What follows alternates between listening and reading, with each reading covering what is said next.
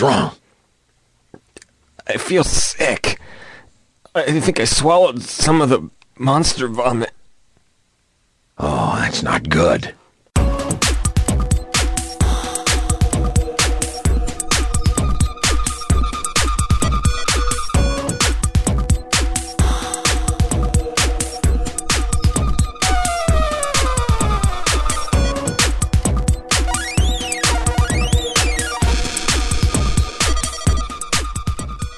Hey everybody, this is TMG Podcast. This is episode 9. I'm Carlos. With me as the usual, Will. Yo! And Miggy. Hey everybody. And this is the second week of November. And wow! This is going to be pretty exciting. It's next gen next week. Xbox Yeah, more or less. Next gen! week. Xbox One, PS4 coming out. Yep. So, like, our focus pretty much, like, before the next gen hits stores, we wanted to talk about, like, the history of the current gens, the Wii, the PS3, the Xbox 360, how it all began. It's been the longest gen, I think, in history. It's almost 10 years. It's been the longest gen. Yeah, actually, I was actually watching the E3 presentation of the PlayStation 3. That was in 2005. And that was hilarious. At its weak point for massive damage. I know. I watched the video. Ridge Racer! Ridge Racer!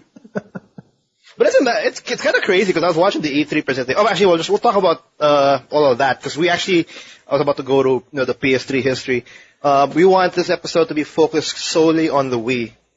So. Yep. So the next couple episodes we're going to be focusing on each of the big three consoles of this generation. Yes. Of the outgoing generation, I should say. Yep. And I guess it's fitting we start with the best-selling console. The bestseller, yeah, the leader. The 101. Well, for me, I consider it the 101. The Wii, yeah. But it won super hard. Little bit of a change, I think. We're gonna be hitting that in the second half of the show, and we'll cover out the news first.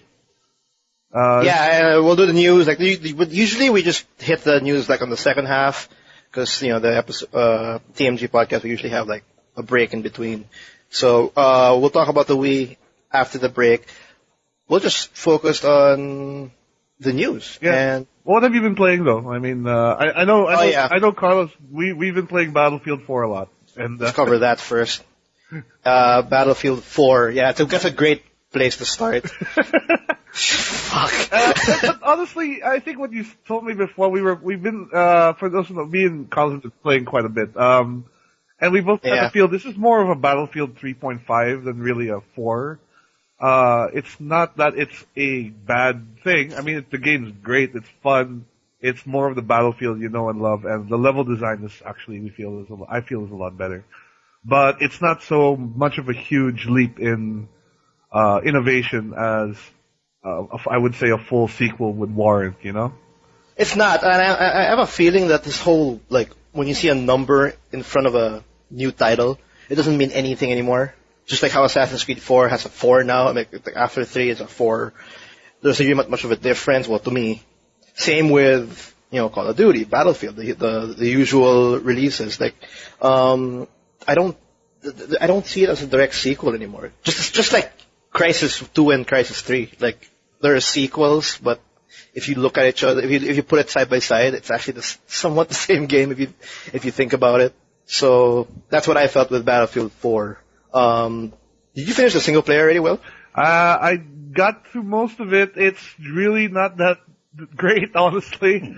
Yeah, I finished it. I wasn't expecting too much from it, to be fair. But I think the set pieces are a lot cooler than they were in the Battlefield 3 single player. I remember Battlefield 3 had that one map with the earthquake, which was really kind of cool. But this one had that scene like in the aircraft carrier, and then it had the one in Singapore with the typhoon, which I thought was pretty sweet. So I like the weather of this game. I agree. I think the set pieces were done much better in this one, but the story is just bleh. I mean, you don't care at all what's happening. I did not. you just want to get through it and get get the guns, basically for multi. That's it, really. Was that though? Like, because Battlefield 3, I didn't finish the single player campaign. I don't think any of us did. Did you finish it, Migs? No, I didn't even get past the first stage. Okay, that says a lot already. But I guess it's it's a lot better than the campaign in Battlefield 3, in a sense because I've kind of finished it. Like it was tolerable. I can take all that crap and bullshit what's happening around me. But the characters in the single player campaign was not even bad. It's just annoying. Like whenever they start talking, it's like I instantly want it to be over. I guess the set pieces that Will was talking about, like it was kind of cool, but multiplayer kind of gives more of those kind of set pieces, and you're actually creating it based on what was happening, if you know what I mean. Yeah, I'm really glad they brought back Commander mode. I think that adds a great new element back to the game, like what was just missing between 2 and 3. So now you get points for actually following orders. Yeah, that too, but actually it's kind of boring to be a commander. I think it depends. It kind of depends on how you treat it, because if you treat it more as a strategy game, it might be more interesting. But who knows? I haven't gotten an opportunity to try it yet. No, because I think in commander mode for Battlefield 4 you actually have to hit like level 10. That's when commander mode is available for you. And when I tried it out, I have a list of things that I can do for my team, and when I'm done with that, I'm like left to a point where I just have to wait for the cooldown for each of these abilities. Mm. And that's why I feel like, there's a little bit, I have to kind of wait out. And there's a little bit of, like, gaps in between, like I can't do anything, I have to wait, and it becomes boring in that sense. Right. And you don't get as much points as a soldier, too. What kind of abilities can you do?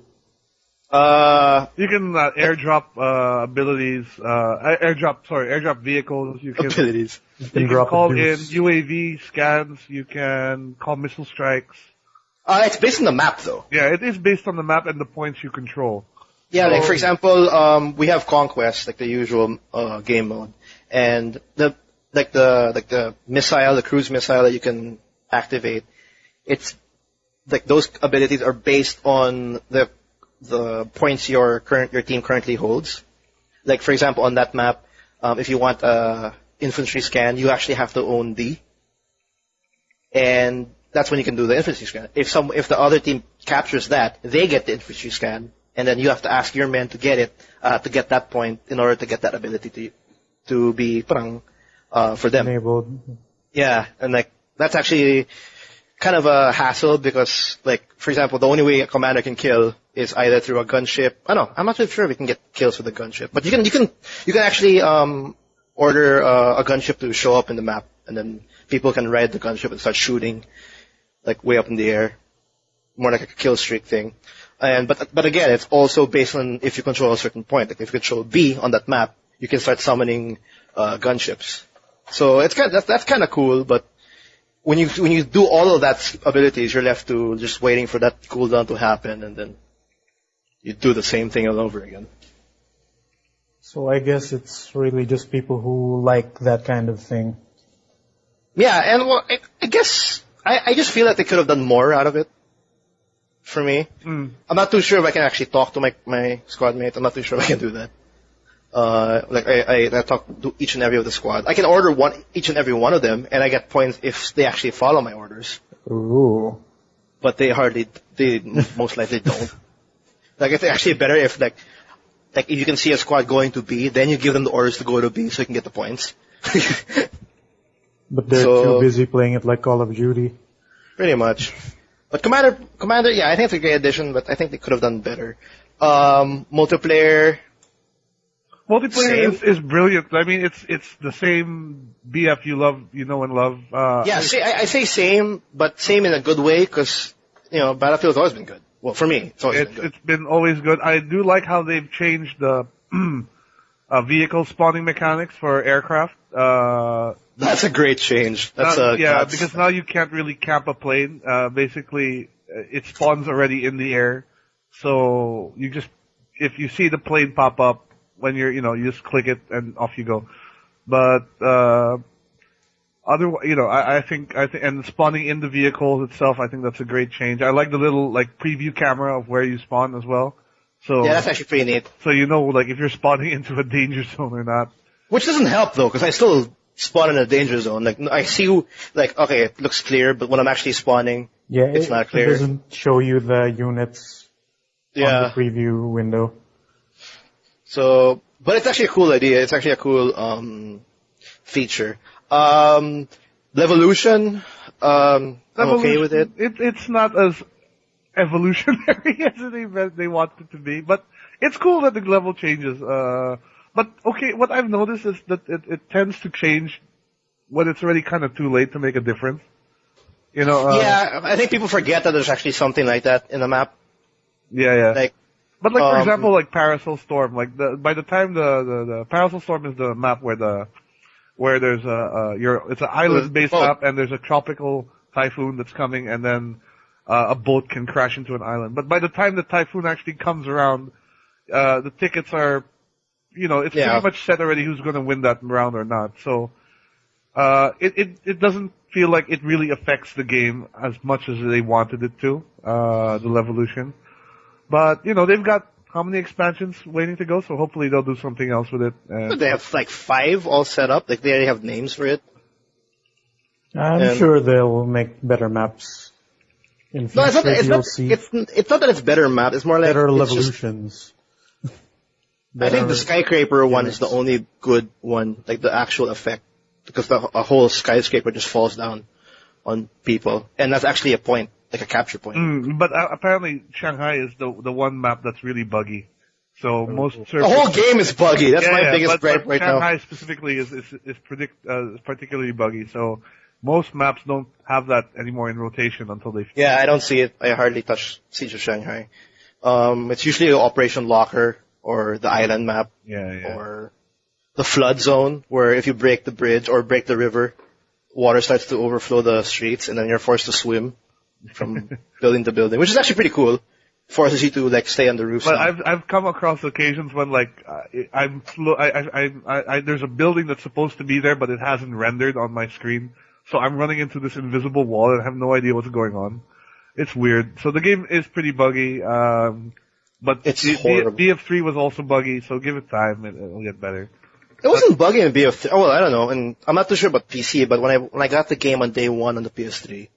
BF3 ran smoothly. Like, I had no problems with it whatsoever. BF4, like, issues like, left and right. Like, server issues, crashes, rubber bands, me falling off the earth, me randomly spawning, I don't know why, and then... Or like just dying and not knowing how you died. Like I thought it was like an airstrike, but no, it's not an airstrike. There was an explosion, but I didn't see the explosion. I don't know. I heard the explosion. It's really buggy. I don't think they did enough QA business with that game. I think they felt the Call of Duty pressure where they had to release it early before they get swarmed. They absolutely did. Miggs, what have you been playing? That was horrible. Call of Duty. Grand Theft Auto. Nope. I just got my PSP 3000 fix not too long ago. Oh, okay. So, I popped in Super Robot Wars Operation Extend. Nice one. This is the one that came out back in June this year. It's very recent. What is that? Can you play that without knowing do you know any Japanese, Mig? I do not know any Japanese, but I've been playing Super Robot Wars since like the early PS1 days. So I can like get the gist of the menus. Right, but what's going on? the menu shuffle in this game is a bit weird, so it took a while. So this is definitely not an English title. No, it's not, because getting the licenses for all the robots would be too much work. For each robot? Yeah, because it's like a crossover of different robot mecha shows. Oh, is that why they don't do it? Yeah, that's why, because of the licensing. Oh, that's so sad. like the older Super Robot Wars games are grid-based and 2D. This one is in 3D, and instead of having grids, you have like a sphere of, a circle of movement. Then you use the analog stick to make your robot run around. And so because the environment is in 3D, there's like terrain differences. Before it would be like stats like plus 10% evasion in like the forest or whatever. This one you have like, there's like height. So let's say you're in a place with a lot of hills. So they'd have to... It's pretty strategic. Yeah, In a sense. it's a tactics game essentially. It's a tactics game with all the super robots from your that you know and love. So it has Voltus 5, Daimos, Mazinger Z, Gundams and stuff. Is that a yearly release? Because I really see that a lot. Like it's a localized yearly, but like it feels a lot yearly. of games. Yeah, they put out a lot of games on multiple platforms. The best thing though for me is when like you hear the old theme songs, you're like, oh man, I know this song. Oh yeah, it's a nostalgia bomb, that's for sure. Exactly, and then they do all the attacks you remember from the shows, right? So yeah, with these great animations. But like, go. Most of the older games are in 2D, so even like the attack animations are in 2D. With this one being 3D, they do a thing that some attacks can knock back your whoever it is you're attacking or who's getting attacked. And like, for example, I'm fighting this robot and he does a tackle on me. But you can pick an action to counterattack what your opponent will do. So like you can counterattack, you can block, you can dodge. So let's say I'm going to counterattack with a sword with a sword attack, which has very short range. And the enemy tackles me and pushes me back. Suddenly I'm out of range for my counterattack and I just don't do anything. Oh, you're pushed back in one square. There's more strategy than in the 2D games. But you're having a hard. I'm sure you're having a hard time because like when it comes to strategy, you don't understand what's going on. Oh no, it's the same as in the older games where you just pick the stronger attack and you can see the hit percentage of every attack anyway. Okay. You just need to manage them, and most of the early fights are really easy. It tends to pick up like near the end in terms of difficulty. But like, does it actually have a good story? Like, have you actually read up on like what's going on? Like, I think it's like most crossover games. Most crossover games have pretty weird storylines. Did you ever play the Project X Zone, which was the recent Sega X Capcom X Namco? No, I did not, but I played the previous games, and it's mostly just dimension hopping. Yeah. Like, something is destroying all these universes at once. Yeah, and that's pretty much the same with Super Robot Yeah, Wars. it's the same with Super Robot Wars every time. I guess it's the only kind of story angle they can get out of everybody joining in. Van Presto makes a new original robot for like almost every game now. But they also have the Super Robot Wars OG, which is original generations, which is all original robots. Japanese robots. Japanese robots. In the mainline Super Robot Wars, you tend to have like one or two originals for that game. So like they're your main character for that game. In OG, they just compiled all of the original characters from different Super Robot Wars games in their own little thing. So cool. Back to the thing I was trying to say. Like, you know how in Final Fantasy Tactics, when you attack, sometimes they get pushed back, right? Yeah. And if you're like on a high ledge, and you knock them down and they fall, they take like extra damage. Yeah. That's tactics in this Super Robot Wars game. What, it happens a lot? These attacks will, I think, always knock back. Like, that's a property. But if they're like behind the cliff and you knock them off that cliff, they take extra damage. So that's a new thing, for me at least, since I've only played, this is the second 3D Super Robot Wars games I've ever played. The first one was back in like the Are they moving the series towards mobile platforms like they did with Valkyria Chronicles? Or was there ever a PS3? Oh my god, a Gundam MOBA. There are PS3 that'll be really weird. Wars, but I believe they're all OG. A remake of the Game Boy Advance OG and then OG3, which is the new one. Right. Okay. That's the only ones I know on PS3. So that's it. The other game I played, which is Castlevania Symphony of the Night. You're playing it again? Yes. I bought it for PSN. I think it's you because I've been like thinking about playing Symphony of the Night again for like the 5th time. Why did you ever bother checking out the Mirrors of Fate demo? Yeah, I did. I liked it. I forgot to get the demo, but the collection is out. The Lords of Shadow collection is out here. Yeah, I don't want to bother with that because I already have Castlevania Lords of Shadow, so I think the only new thing I would get out of that is Mirrors of Fate, which I can just buy separately. It feels kind of cool. Like I actually checked out the demo. I think after the last episode, like I downloaded it and the next day I played it out. I played around with it. It's only like about 30 minutes long, and I liked it. I kind of digged it. It didn't instantly made me buy the game because after 20 minutes it asked you if I wanted the full version. Yeah, I think I'll go around it like maybe towards like after a couple of months, but. It's actually pretty interesting that, what's his name? Gabriel has a son.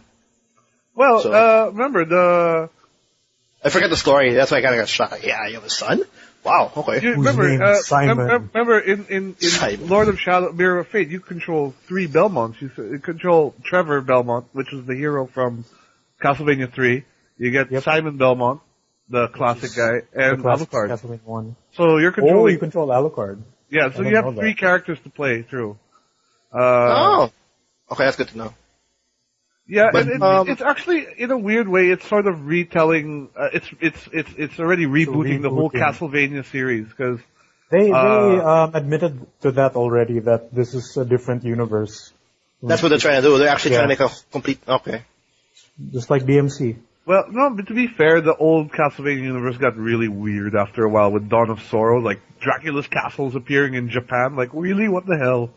Oh yeah, this anime kid is now Dracula. And it became really, Are you guys excited for Lords of Shadow 2? I am. I enjoyed the first one a lot. Yeah, I enjoyed the first one a lot too, and it was actually pretty cool. But when I saw what I saw on the second one, I'm like, I don't know. Well, we actually haven't. There will be a demo eventually, so hopefully we'll. Well, the demo's already weird. In the Lords of Shadow collection. No, you also get the demo when you buy Mirrors of Fate HD. Oh, okay. That's the incentive. Like, if you guys decide to pick up Castlevania Mirrors of Fate HD on PSN.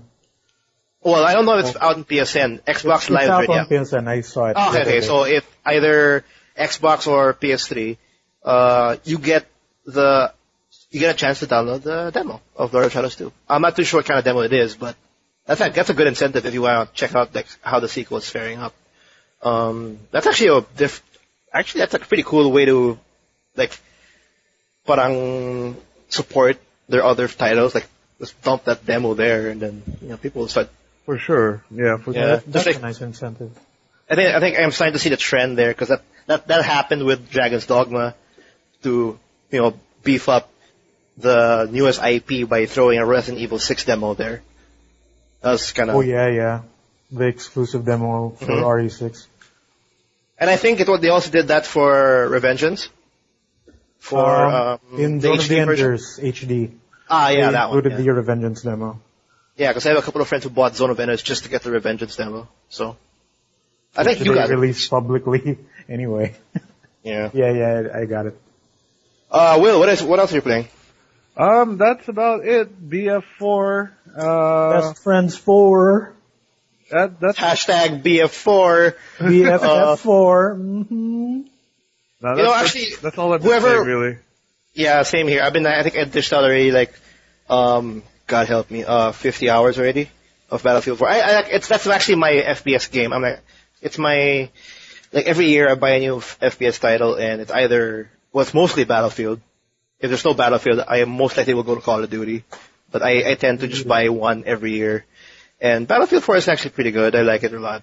I'm actually considering getting Call of Duty this time. Really? It's the same game across all platforms. Well, I got Battlefield 3 last time, so. Oh, and you get to play as a dog, which we've confirmed. Get to kill things with the dog. Oh yeah. I want to confirm as well. I'm going back to Battlefield again, but I played the campaign. I think in a few episodes we mentioned did we mention it? Like one of the characters in Battlefield 4 punching a Call of Duty dog. Not a Call of Duty dog, but a dog. Yeah, the black guy from the start. Yeah.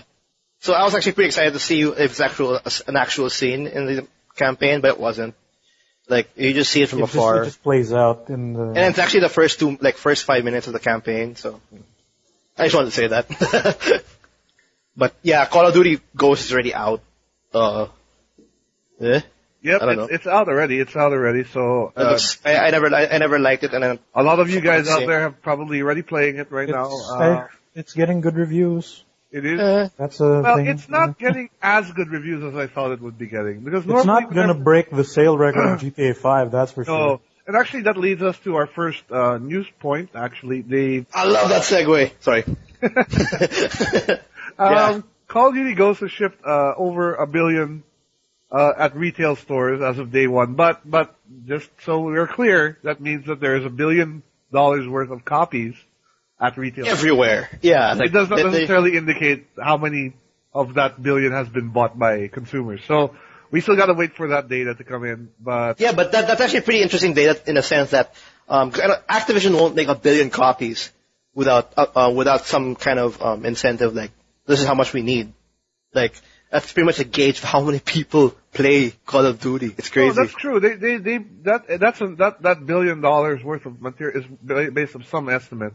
There's some estimate there, and it's some truth out there. Not exactly 1 billion sold in one day, but that's what that's how much they think needs to be covered. That much people. Absolutely, for sure. That's crazy. It's nuts. It's nuts. I don't know what is going to stop this Call of Duty train. I think, I heard the reception of Call of Duty Ghost. I can't say for right now how it is because I haven't played it, but in terms of comments and some of my friends talking about it, same comments. It's the same game. They don't like the changes again. But even the part I brought it, I think I showed it to you guys earlier. They basically carbon copied the scene from Modern Warfare 2 into Ghosts. Yeah, I actually saw that. I'll put it on the link because that's actually pretty controversial. It's like the ending of Modern Warfare 2, and they used the same assets, I think. Pretty much, and they just reskinned it, right? And for the ending of Mission 1 of Ghost, I think you gets knocked out, and then a character helps you up, and then you guys see dust, and then when the dust clears, there's a helicopter. Well, for Modern Warfare 2 it was a helicopter, but for Ghost it's actually a car, and they start bringing you to the car and stuff like that. And it's and how the video was made. You can see both scenes playing out simultaneously. You can see everything. Everything's in unison. It's just hilarious. It's uncannily the same, you know. I know.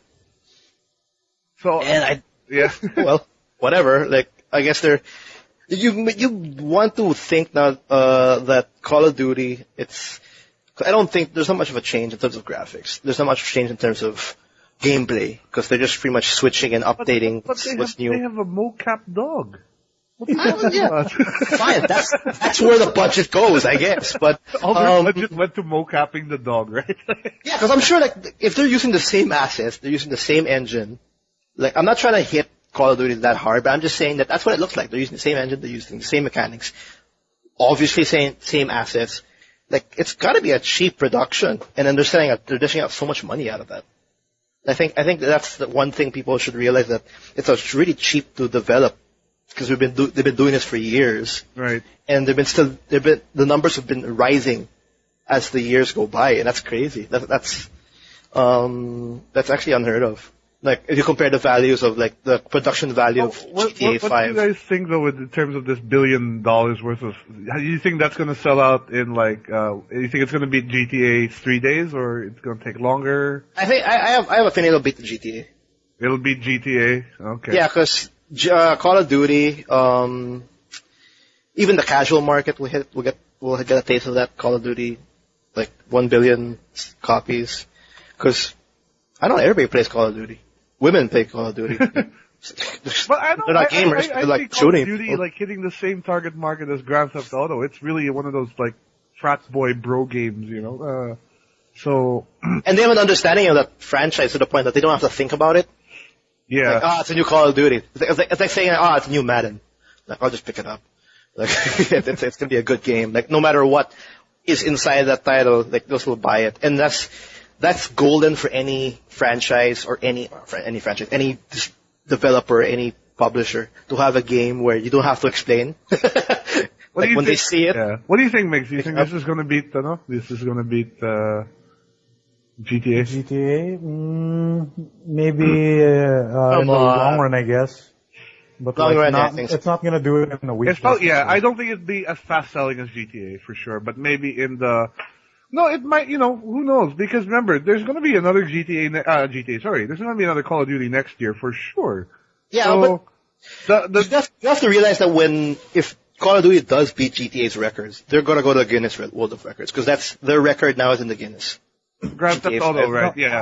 I personally think that it's they're not going to beat GTA 5, but I wouldn't be surprised if it does. Mm. But GTA 5 is awesome. Suck it, Activision. Speaking of which, the 500,000 should be arriving in everyone's. Yeah, I got mine. I checked mine the other day. I have it. I haven't. I should check mine. I haven't. Time to spend money.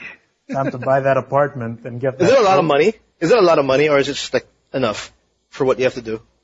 Yeah, it's especially with how they nerfed the rewards. That's a lot of money. Okay, well, that's our daily dose of GTA 5 for you guys. Yay. Stimulus package is already out. Like, just turn on your consoles and start spending online. What else is new today? Actually, BlizzCon just happened. That was. BlizzCon just happened, or is happening? It's happening. It's happening right now. So there's probably more announcements. As we're recording. Yeah. But as of right now, we've already had 3 kind of big announcements. The first one is the new World of Warcraft expansion, which is called Warlords of Draenor. Right. And this is weird because this one doesn't actually seem to have a theme like the other ones always had, like a big bad guy or, Well, no. Well, Mist of Pandaria didn't have a bad guy. They just had pandas. Oh, they had what's his name? The Garrosh Health. The son. Oh, he was the big baddie on that one. No, was it Garrosh or the son of Garrosh? I forgot the guy's name. It's the son of Garrosh. Yeah. But this one is sort of like I've read something about time travel. I don't know. I guess time travel. When you start implementing time travel into an MMO, you're kind of running out of ideas already. Yeah, that sounds like bullshit. But they do have some cool features there. They've redone all the player models, so there's much more detail now. Yeah. They're much more animated. The facial animations look really good. There's not much compared to like the other expansions. There's like the same old extra stuff that they're planning to add in this expansion, aside from the whole character models. What's the best feature? There are garrisons also. You can control garrisons now and modify. Yeah, what does that mean? You see, that's I'm not too sure yet. From what I've read, players will have the opportunity to control a garrison of some sort, which is like a small town, and they can upgrade it and defend it, etc. So, World of Warcraft goes back to RTS? I think this is like you'll basically be placed. I don't know how they're going to work it out, basically. But because if they do that, I'm game for that. I don't think it's RTS per se, but essentially like. Say you're going to have one big area in the World of Warcraft, and that's instant. So your guild or whatever will have their own garrison there, and whenever you enter that, you go into your guild's instance, and then you fight it out there with the other guilds. I don't know, but it's a pretty cool sounding feature. Level caps raised to 100. Yep, that's expected, I guess. No, but it's funny though that they finally hit triple digits. Like, that's how about time.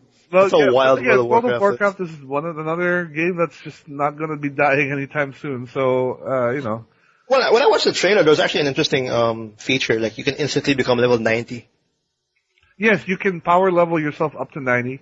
I don't know how. I think it's going to be their microtransaction kind of deal. That probably is, and then you can just play all the new content to your heart's content. So that for someone like me, if I were to go back into WoW, that's what I'd do also. I'd pick it up. Like, I wouldn't go back to like the starting point and hit 90 levels to get back into the game, because that's a lot of levels to go through. And that's true.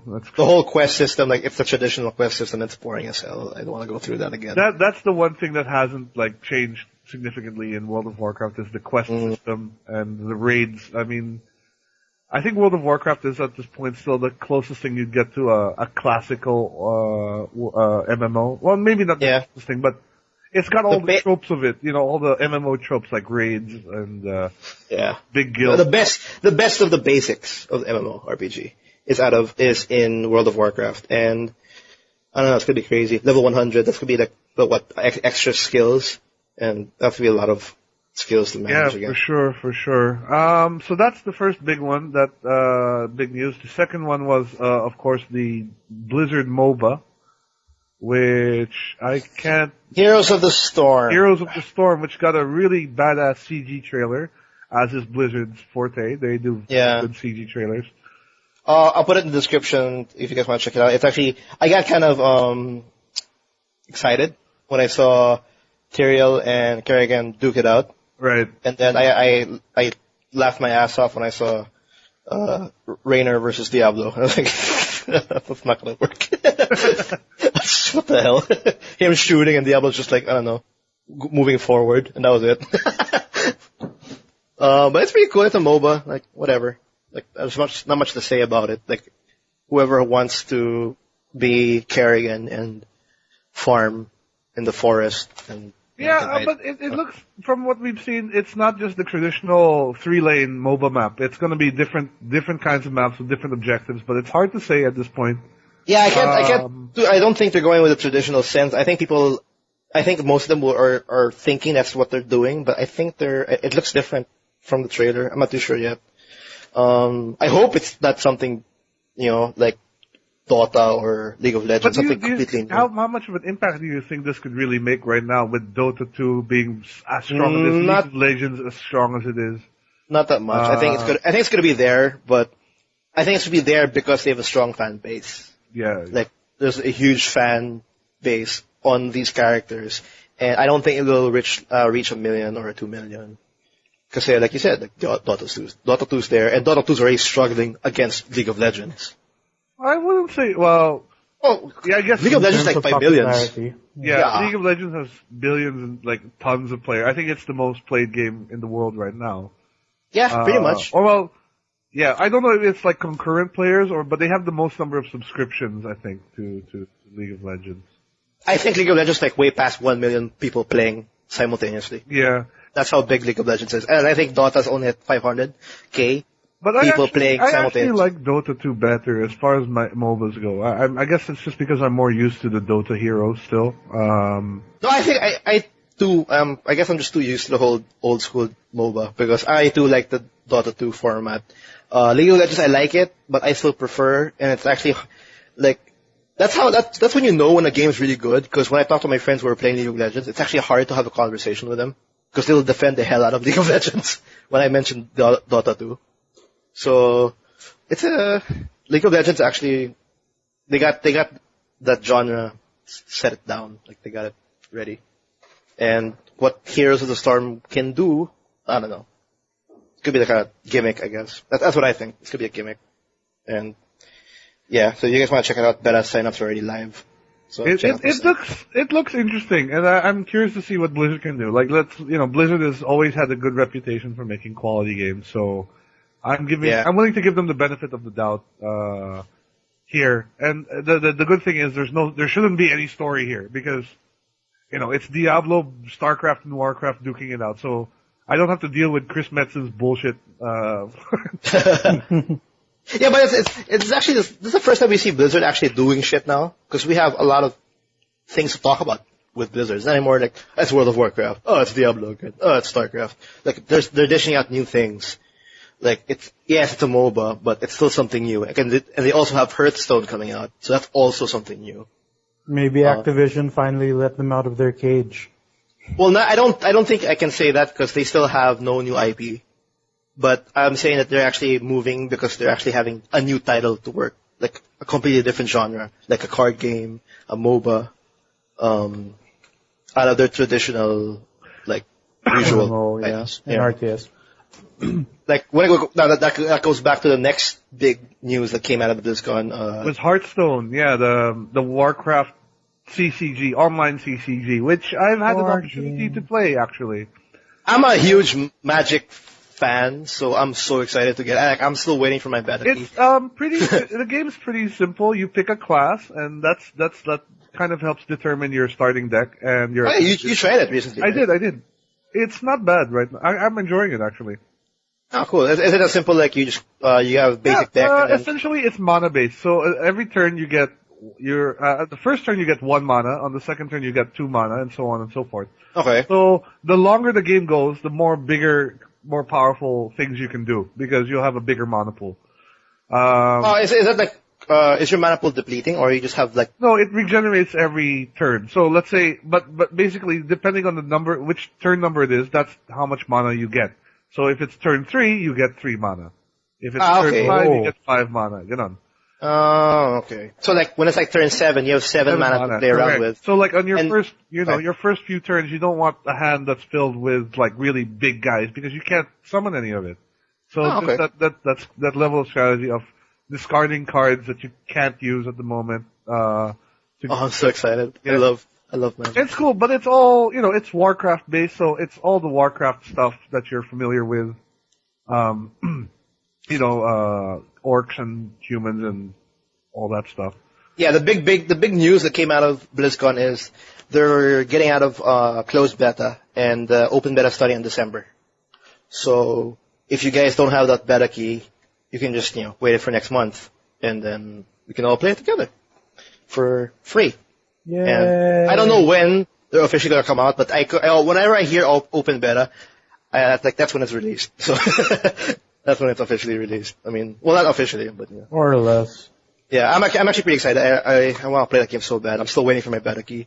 Another bit of news on BlizzCon: Diablo 3's expansion is going for the PS4, or in consoles in general. So does that mean there's going to be a PS4 version of Diablo 3 as well? Definitely. And I'm not too sure. Like I have to double check, but I'm not too sure if they're gonna release the Diablo 3. I'm sure they're gonna release the original Diablo 3 first.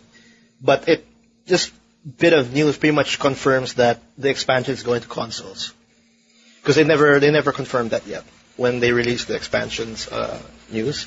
The Reaper of Souls. Like when they announced it, they said it's coming, but they never mentioned if it's coming to the consoles. Now they did, and they kind of featured the new class, the Crusader, I think. He looks pretty cool.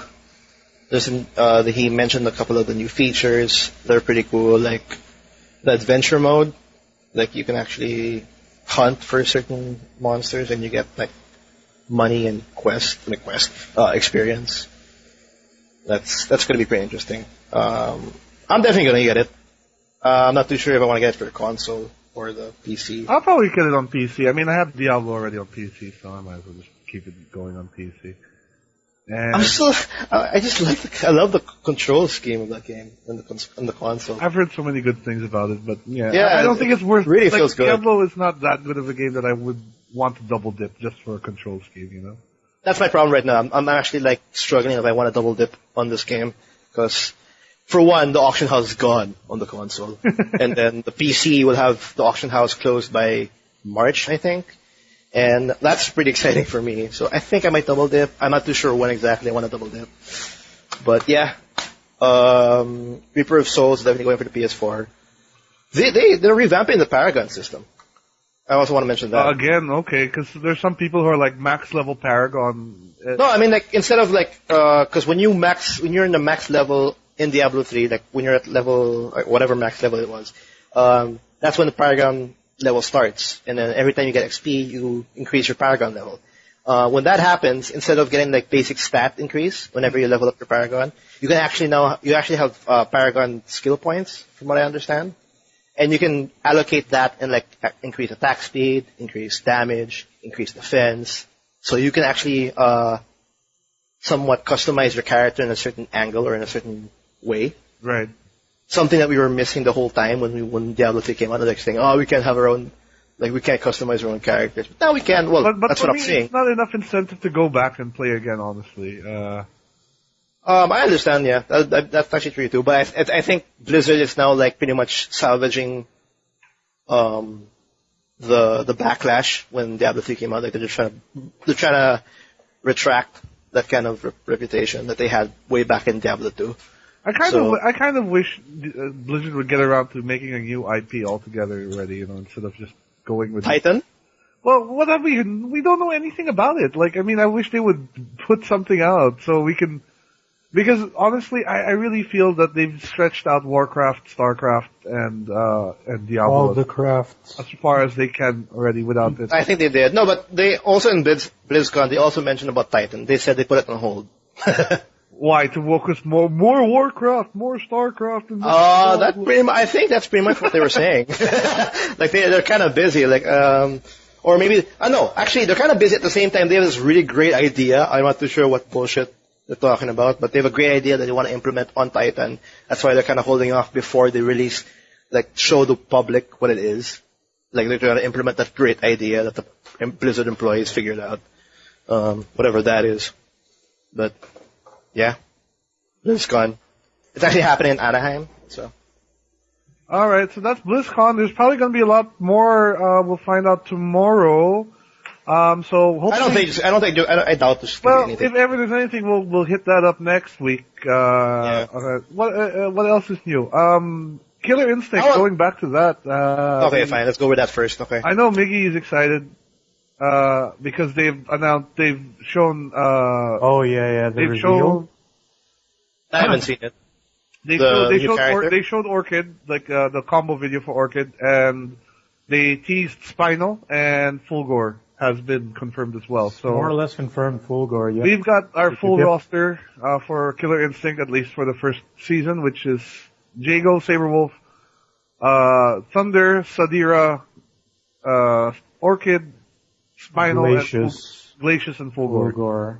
That's confirmed to be part of the rotation, the character rotation. So that's the first season, I would say, of characters, yeah.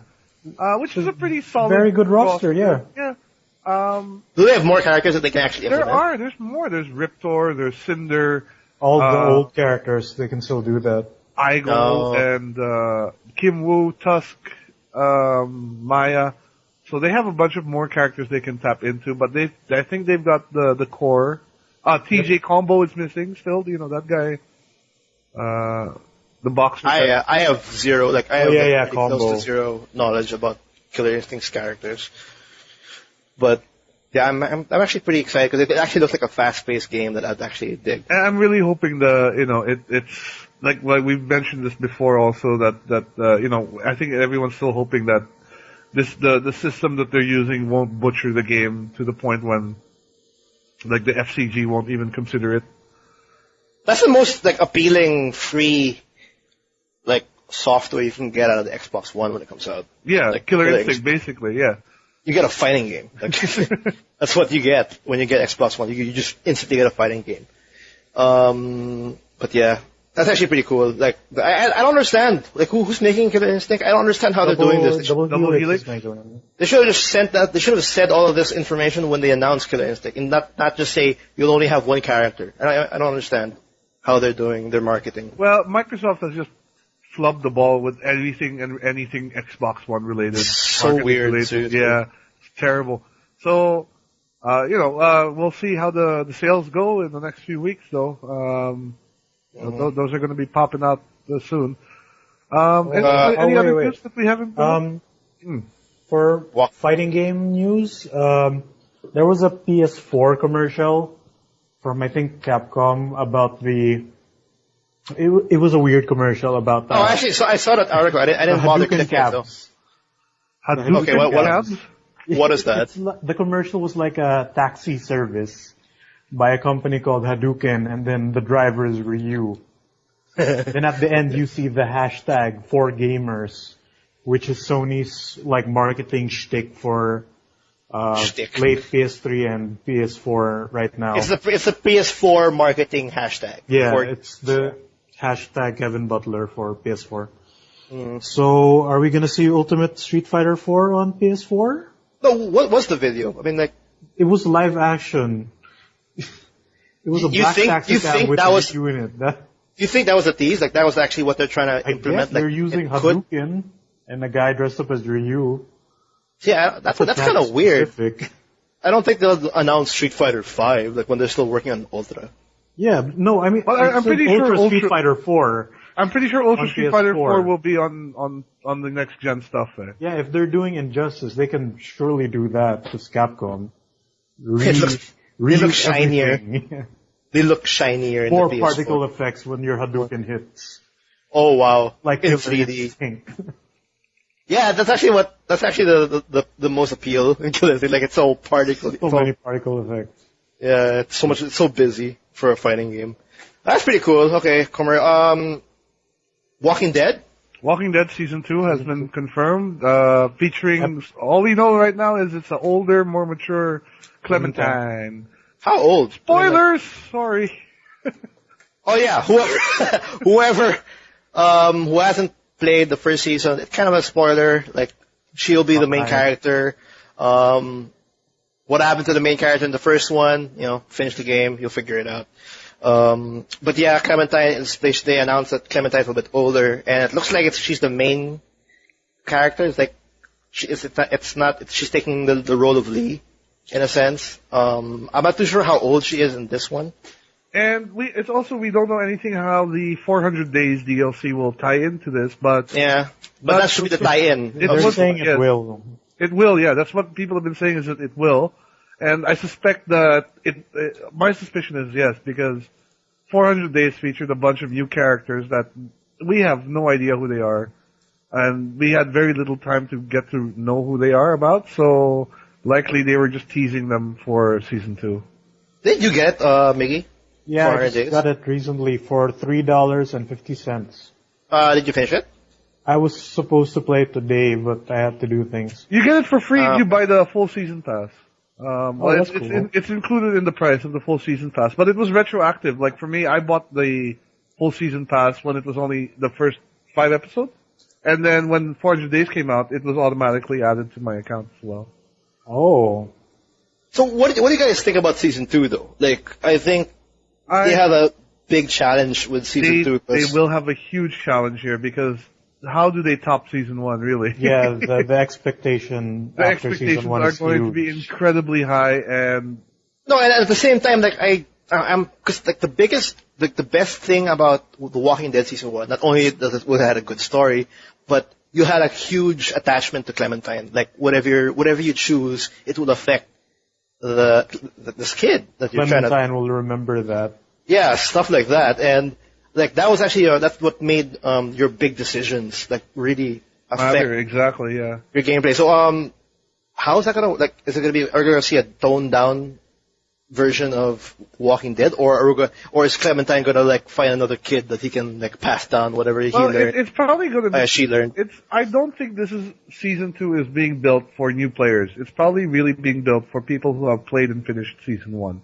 So, I'm pretty sure whatever they do will reference things from the first game that will not make any sense to new players. So, yeah, I hope they throw a curveball and I think that attachment though to Clementine will remain there, because you're already attached to her from the first game anyways. So no, but what does this say for people who have never played the first one? Well, like, I don't know. We'll have people play the first one. They'll play the first one. And it's not as if the second one is more graphically, better than the first one. It looks exactly the same. Yeah, it's exactly the same.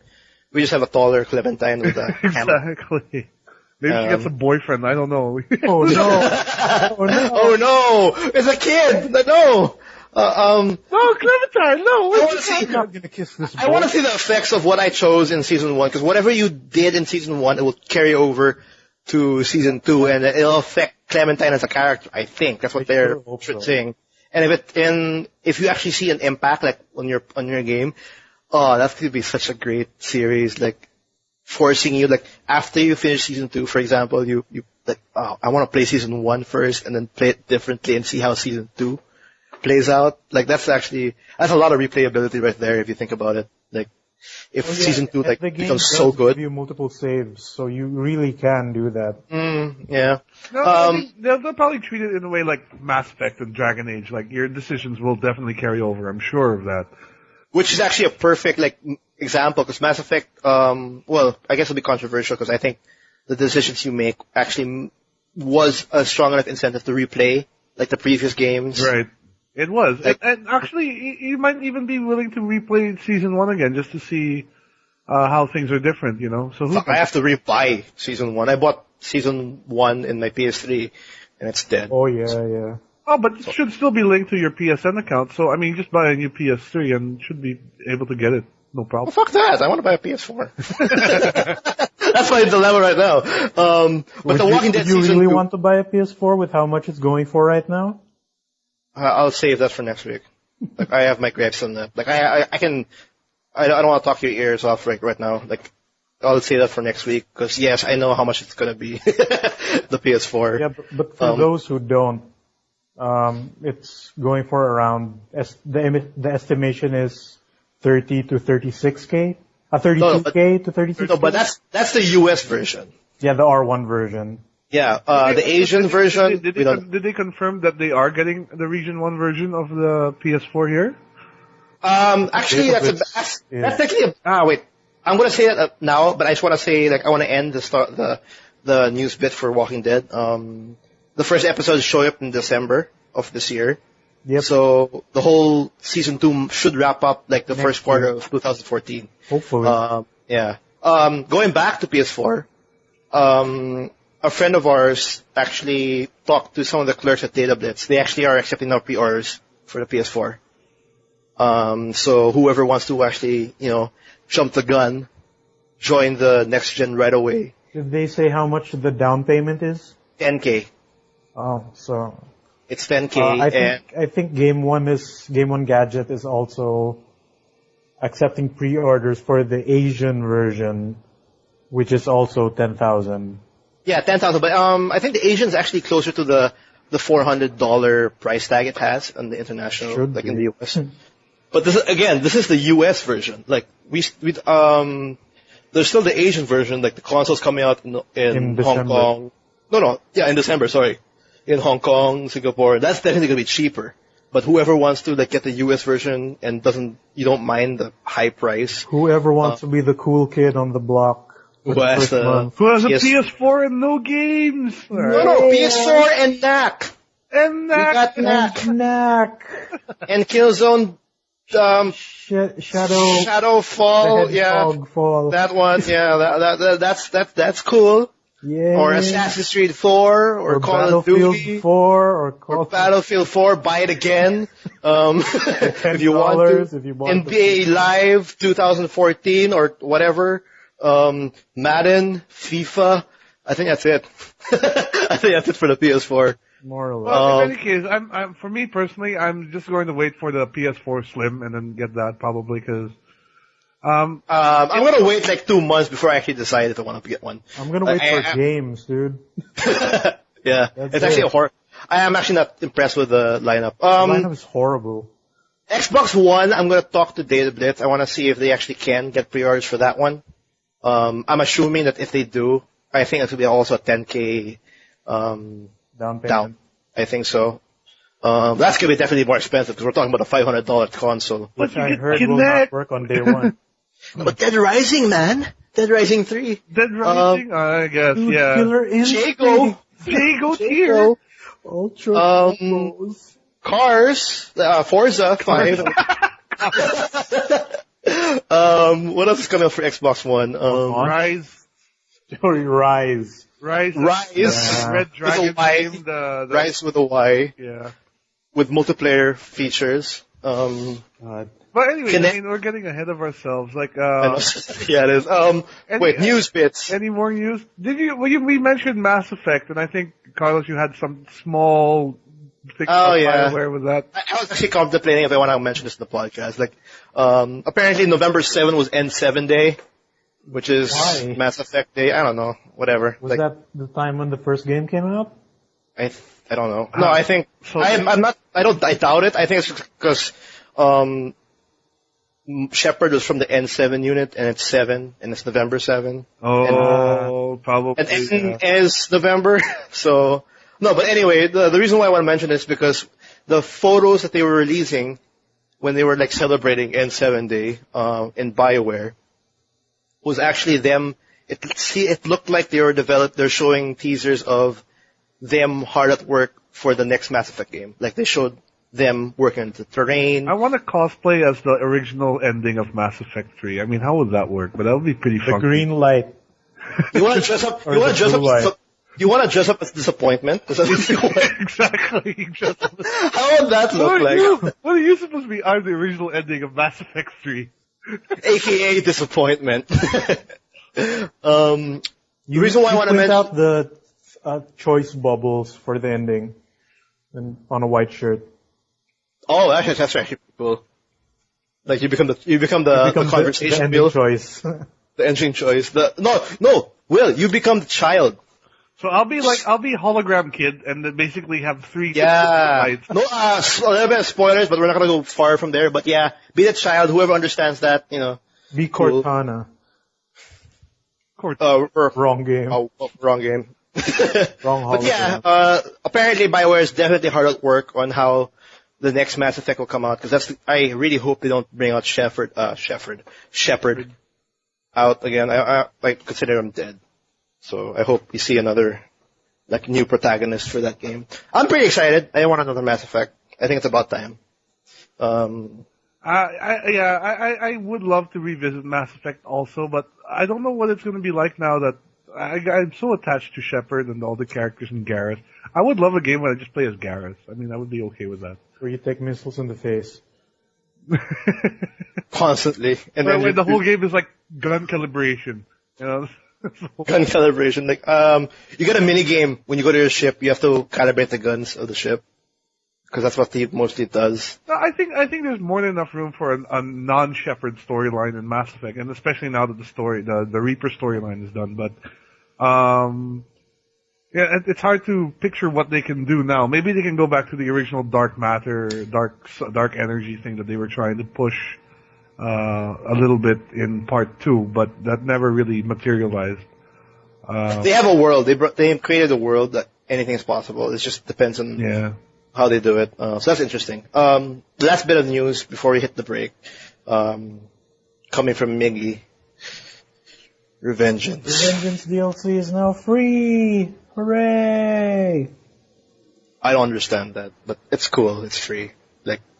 Too bad for the people who bought it. Like me. I bought the DLC, and then why? I don't understand why. I think that's the worst thing you can ever do to your customer. Yeah, it's the worst thing you can ever do to your customers. People bought it, and then you just give it for free for everybody else after a few months. Yeah. Literally after 6 months. Capcom should start doing this. Capcom will never do that. I know, but they should. Capcom might actually give you the DLC for free, and then they'll ask for the payment in installment. They'll ask for it later. $2 per month, your choice on how you want to pay it. But you have it for free, or whatever. Can we cut news now? Is that it? I think that's it for news for the week. So let's hit a break, and when we get back, we'll start the discussion on the Wii. Thanks for tuning in. We're after the break, we'll be covering everything Wii, the history of Wii, just to walk down memory lane, talk about the Wii, ups and downs, and why not? It's the biggest selling console of this generation. It won this gen's console war. Yeah, I think it won. Yeah, for sure it won. Anyway, see you guys after the break, guys. Yep.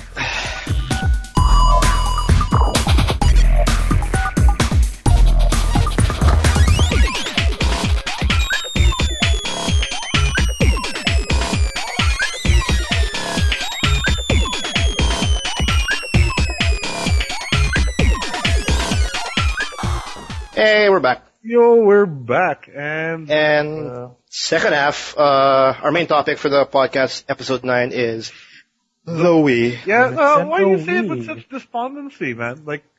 Huh? The Nintendo Revolution. You make it sound so despondent, yeah. And for all the fun... I didn't. For all the fun we make out of the Wii, it's undisputed champion of this generation. It did everything out of the box, and it worked. Well, I do make fun of the Wii a lot, but worked. Yes. The Wii did win this current console, current gen. No matter how much Xbox or PS3, we played that more than the Wii. Yeah. The Wii in terms of sales, in terms of popularity, like, dude, you have a 40-year-old mom buying the Wii for your kid. Like, that's already success in itself. Like, that's how Sony and Microsoft want their current gen to be, but they never did. It printed money, man. That thing was crazy. I know. No, you know how good it was? Like, towards the end of this current gen, it was being the next gen. Right. That's how good the Wii was. Yeah. And that's what makes it so, well, for me, what made it such a unique system was it did everything non-traditional. Like, it wasn't HD. It didn't have a traditional control scheme. It didn't really have internet capabilities. And despite all of that, it still managed to click, and it still managed to push out a ton of units. And it also at the same time kept the same language, the same personality, like the same characters, the same games, the same demeanor. And it's crazy. It's crazy, yeah, exactly. Makes brought up a good point. This was originally called a Nintendo Revolution. Yeah. That was the prototype, like when they announced that they have a new console. Right. And did they ever explain why they changed it to Wii? Because, know. No, it's Nintendo the Revolution was pretty much like their project name. Just like how project name. Just like how the Vita was I forgot what the PS Vita was. PS There was No. Well, that was one of them. But remember when they were presenting the Vita, there was actually another one. I don't remember. Like even the Kinect had a project name. I remember. The Kinect. Right. It was called Project Natal or something like that. Natal. Yeah. Yeah. So, and I think even the GameCube was called Dolphin. The GameCube was called Dolphin. Yeah. Yeah. See, so Nintendo Revolution was pretty much their temporary name for when they presented the Wii. And I think this is it took a lot of influence from the DS, because I think DS was Nintendo's first foray into alternative control schemes. True. So, and now, if there's one defining thing about the Wii is that it's the control scheme is the control scheme. Yeah, it's really the control scheme can be dangerous. It breaks television. It worked there. So, but wait, sorry, to go back to why did they change it to Wii? Because Wii is like people want to make fun of that name. I remember people were making fun of that name for a long time when it was announced that it was called Nintendo Wii. People were. Yeah, it was actually pretty bad. Like GameCube was pretty good. Like Nintendo 64 was awesome. a literal GameCube. Yeah, like there's a reason to it, but Wii, I don't wanna ask like Reggie why. I think it was Satoru Iwata's idea where it's about us, we, as gamer or something like that. And I think I read something also like the two lowercase i's look like two people standing side by side, like two players. Some BS like that. Right. So. And that was the logo as well. It was the logo, yeah. But I guess it's also partially because it's very easy to remember. It's very easy, to remember and to say. To say, right? Because I think in some Revolution is probably difficult for some cultures and some countries where English isn't the. That's actually pretty risky in a sense, because like for example the Xbox and the PlayStation, like they never really went away from the name. Like PlayStation, they always go 1, 2, 3, 4, and Xbox eventually Xbox, yeah. And an Xbox something. Nintendo technically actually is among all the big three companies, Nintendo's the big risk taker. Always. Always, yeah, that's true. Always. Like, we don't have the same name, we just have the Nintendo something.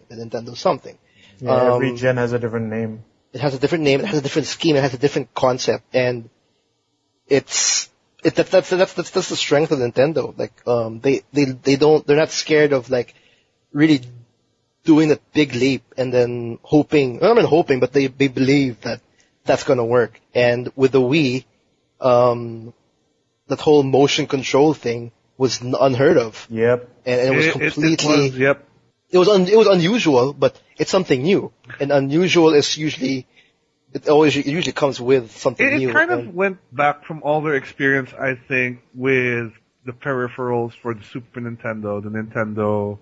And even some experimentation in the PlayStation era with the camera. iToy. The iToy? Yeah. Oh, yeah. So I guess they saw that, it's like, wow, this is a new way how to play this game. and I guess they just rolled with that. And, as I mentioned before, the DS was also a big risk on their part because it was a stylus-based gaming system. Yeah, even their handhelds was actually pretty risky. Like, all of a sudden you have a handheld with stylus. I think if the DS had not done as well as it did, they would probably have taken the Wii back a bit and gone a bit more. Or at least the Wii U would have been something else than what it is now. Right. But, they took the leap, and why do you think it clicked so well? Like, what do you think it was really the control scheme that got it to click, or was I think it was the control scheme, like the gimmick of, like, you can play sports like how you would sort of play it in real life. Yeah, same. They really got the casual market by the balls. And that was a market that had been completely untapped before, and I think by Nintendo getting it into the gaming fold, it made the other guys realize, my God, there's this huge market that we have been ignoring this whole time. Yeah, because and how can we get, and that led to the Kinect, and that led to the PlayStation Move. Right. Yeah, but at the end of the day, like, regardless of having those peripherals, the system just wasn't catering to it. The Wii looks like a friendly system. It's white. It's not that big, Yeah. It looks like it's a actually, friendly little box. It's a friendly box. Yeah. It's called a Wii. How it's very, very it's friendly to kids. That you have to fear. No, but Will does he mentioned a really good point that this whole motion capture thing really affected the market, and Sony and Xbox and Sony and Microsoft felt it. Yep. To the point that they actually made their own peripherals to somewhat counter what the Wii had, like you said, the PlayStation Move and the Kinect. Right. And remember the other thing the Wii made popular was Mii's, like little avatars. Yeah, that too. Because remember, the Xbox originally did not have that. And then suddenly, lol, we have our Mii's also. Look at ours. Ours have facial features and, all this. And clothes you can buy. And crap like that. And Sony didn't really... Halo helmets for Xbox Live. Sony had the home for a while. That was a very grand experiment that just did not work out. But that also kind of had avatars. No, even at PlayStation Network, they had an avatar thing, like the PlayStation. But I think that was also partly the appeal, is that you can make your own avatar and then you can use it in a game, like in Wii Sports. Like you can use your avatar to play tennis or whatever. And I think Wii Sports was actually the biggest game. Yeah, I think that was like the biggest selling point. Yeah, and almost every Wii came with that in package. Yeah. And that was enough. That was enough for a lot. And that was and the Wii, I think, is also no. But speaking of Wii Sports, the Wii is also responsible for like crappy plastic peripherals that did nothing. Like the tennis racket thing you could put on top of your Wii. Oh yeah. And that if you were like swinging it really hard, it'd fly off and break your television set. I wouldn't be surprised if it actually sold well, because you're talking about a casual market. Yeah, for sure. You're actually acting like how they market. Like you can actually play tennis, and then you can see how depending on how you hit the ball with your tennis racket, it actually resonates in the screen. And oh wow, I'll get this tennis racket and put it in my Wii stick. Yeah, and I really feel like I'm playing tennis now. I've seen like for Cooking Mama, I've seen like the spatulas and have you seen the baby one? Yeah, that's with just creepy. Baby Mama. The babysitting mama. Stick a Wiimote up its ass.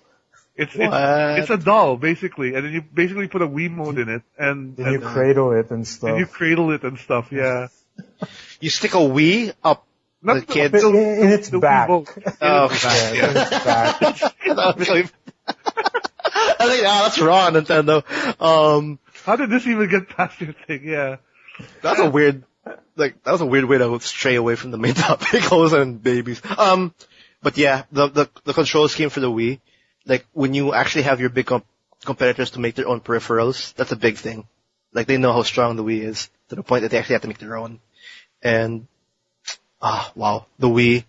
I don't think, if you saw, the Microsoft, the Xbox, how they promote the Kinect, you can really tell, they were trying to get the pie out of what the Wii had. For sure. But Wii remember Sports. when the Kinect came out, like it was Peter Molyneux of all people who was coming in from like, oh, you do everything and look at this little boy that we've made in the Milo. Milo, yeah. And Which never happened. Which never happened, but the demo Milo. blew my mind when I saw it at first. It did. It blew my mind as well, and I was actually deeming Microsoft to be the winner with that. I think because they had. It really felt like they had something like going there, but it never really. The technology of the Kinect is like far more advanced, I think, than the PS Move. Oh, definitely. And Actually, the Kinect has really big potential, but I don't think they can't figure out how to use it properly. It's not good for games. No, and it's not what they're trying to do, like go against the Wii, like what the Wii has. That's not something that will go against well, because for one, it's tiring. Yeah. Well, I mean, getting back to the Wii, like we've mentioned already, like it opened up a whole new market to console gaming, basically. Yeah. But in turn, it also suffered from that aspect because, for us, we would consider ourselves hardcore gamers, I would suppose, right? So, it was a bit of a mixed bag in that sense for me. Like, there were games that I really enjoyed on the Wii, like the Zelda games. But then there was all this crap. There was on a it lot as well. of crap in the Wii. The Wii was the king of shovelware as well. There was just so much junk that was coming out of that system. How I felt like Nintendo like got a shovel, like put the shovel on the ground, threw dirt on us, and then hopefully there's like a good gem in that dirt that we can appreciate because like I don't know, they just keep on throwing titles left and right, and like every now and then you get a good one, and then you go back to your other consoles or PC. But I think generally it's all the big gems are pretty much all the big common titles that we get out of Nintendo. Like Zelda, Mario. Well, to be fair, the games that Nintendo themselves put out on the Wii were, like, for the most part, really good. They were, it's just but that, the majority of them were very good. It's just that there were a lot of these other smaller companies that made all this crap for the Wii because it was easy to develop and it was cheap. It was cheap. Because first of all, remember, the Wii was not a HD system, so people could get away with PS2 era, underpowered. PS2 era graphics essentially, and just throw it on the Wii. And I don't think half of those games even really use the control scheme to its full effect. They just sort of, it's cheap on the Wii, let's put it there, and moms will buy it for their, if you slap on a famous name on the game, it'll sell. Yeah, actually for us, like, traditional gamers, like, it's so hard for that control scheme, like, it's hard to be an FPS player there. Yeah, I'm not a fan of motion controls.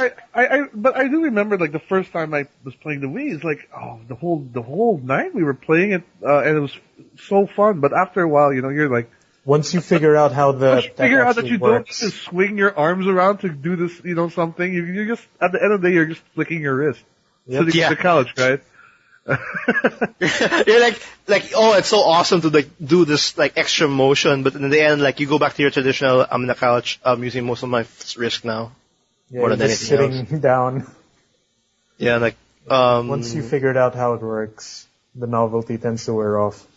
Yeah, but it's a big challenge for developers though with the control scheme. Like there are like genres that tried so hard, like action RPGs, FPS. Like they tried. But it's still awkward. It's honestly pretty awkward, but they did make it work. I'm saying. Some did. Yeah, some did. And like platforms will definitely work. Like, cause playing Mario there was pretty awesome. Like, Mario Galaxy.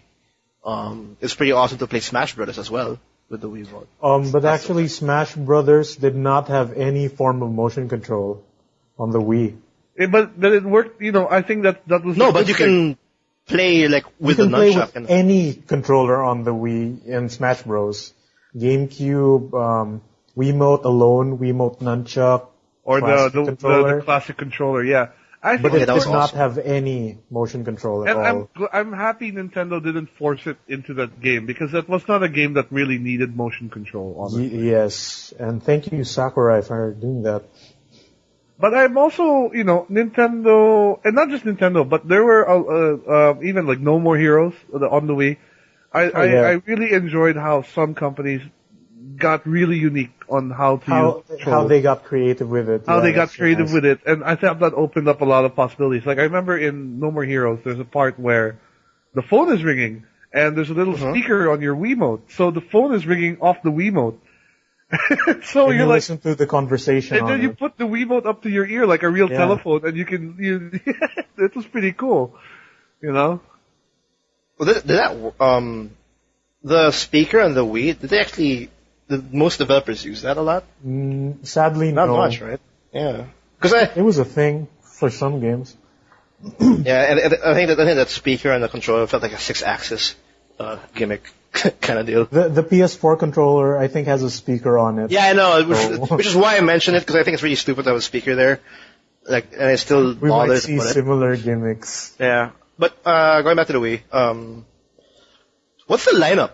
That's what I also want to talk about. Like, what's the launch lineup of the Wii? The launch lineup of the Wii. Well, Wii Sports for sure. I think the launch lineup was. Well, the big one that actually brought the Legend casual. of Zelda, basically. Twilight Princess. Twilight Princess. That's yes. also what helped. That's probably that. And I remember another game that I really enjoyed on. There was WarioWare that was also pretty good. And was Mario Galaxy a launch title or no? It wasn't. It was the only traditional exclusive title was Zelda Twilight Princess. Right, and which they purposely delayed to launch with the Wii, because it was originally a GameCube game. Yeah, it was. I heard about that one. And they mirrored the whole world so that Link would be right-handed for the Wiimote. Do you remember a game also called Trauma Center, the surgery game? The surgical game, which is also on DS, yeah. Which I thought was a fantastic addition to the Wii, because that was a fun game. It worked well on the Wii. The pointer controls. Yeah. I'm not too sure this. Wait, hold on. Yeah, I got the list here. It's actually an okay list for the Wii when it launched. Yeah, they had it. It launched in. Wait, let me double check. When did it launch? 2006. November, December. November. No, November and December. Yes. Along with the PS3. Yeah, along with the PS3, I know, yeah. Because the Xbox was the first one in that generation. It came a year before. Yeah. So the launch lineup for the Wii was Avatar: The Last Airbender, Call of Duty 3. What's this? Crayon Shinchan. I don't know what that is. That's a Japanese title. Excite Truck. Excite Truck. Oh, Excite Truck. I forgot about that. Happy Feet. Machi Kuru Dominoes, Madden, NFL. But actually, like, if you take a look at the launch lineup of the Wii, there's actually a good combination of what you would consider core games and casual games. Like they had Red Steel, which was a sword fighting game. They had Red Steel. They had but it was. I think it was it got a sequel, so obviously it sold well enough. Yeah, Red Steel. Red Steel too. Yeah, they had Need for Speed. They had the Madden on it. They had Need for Speed Carbon, Rampage. They had Madden, SpongeBob, Super Monkey Ball was actually. Yeah, and then they had all the casual stuff like Cars. Yeah. Wii Play, Wii Sports. Wii Sports, Super Monkey Ball. Well, even Super Monkey Ball was this. On there, Trauma Center, Second Opinion. Yeah, so I think its launch title was quite strong, actually, when you look at it. It had a little bit of everything. I think this is the only exclusive, like Legend of Zelda, along with the Wii part, the Wii Sports, Wii Play. Trauma Center was an exclusive. Red Steel was an exclusive. Excite Trucks was an exclusive. Excite Trucks, well. Super Monkey Ball, the Wii Play, Wii Sports, WarioWare. They had quite a. Rayman Raving Rabbids, I think, was an exclusive as well. I think. But yeah, and then it's also. I know it wasn't. Okay, never mind. Sorry, it wasn't. It got quite a few good titles going there, and I think we missed out on quite a few titles also from Japan, like a lot of the RPGs that eventually came out after much beg. Well, I wouldn't say begging is not the right word. Like they had Call of Duty 3. That's fine. What was the term I'm looking for? Like Xenogears for the Xenoblade? Wii. Xenoblade for the Last Tower, I think that was the other one. The Last Story, Pandora's Tower. The Last Story, yeah. Those only came out after the players really pounded on Nintendo to localize them.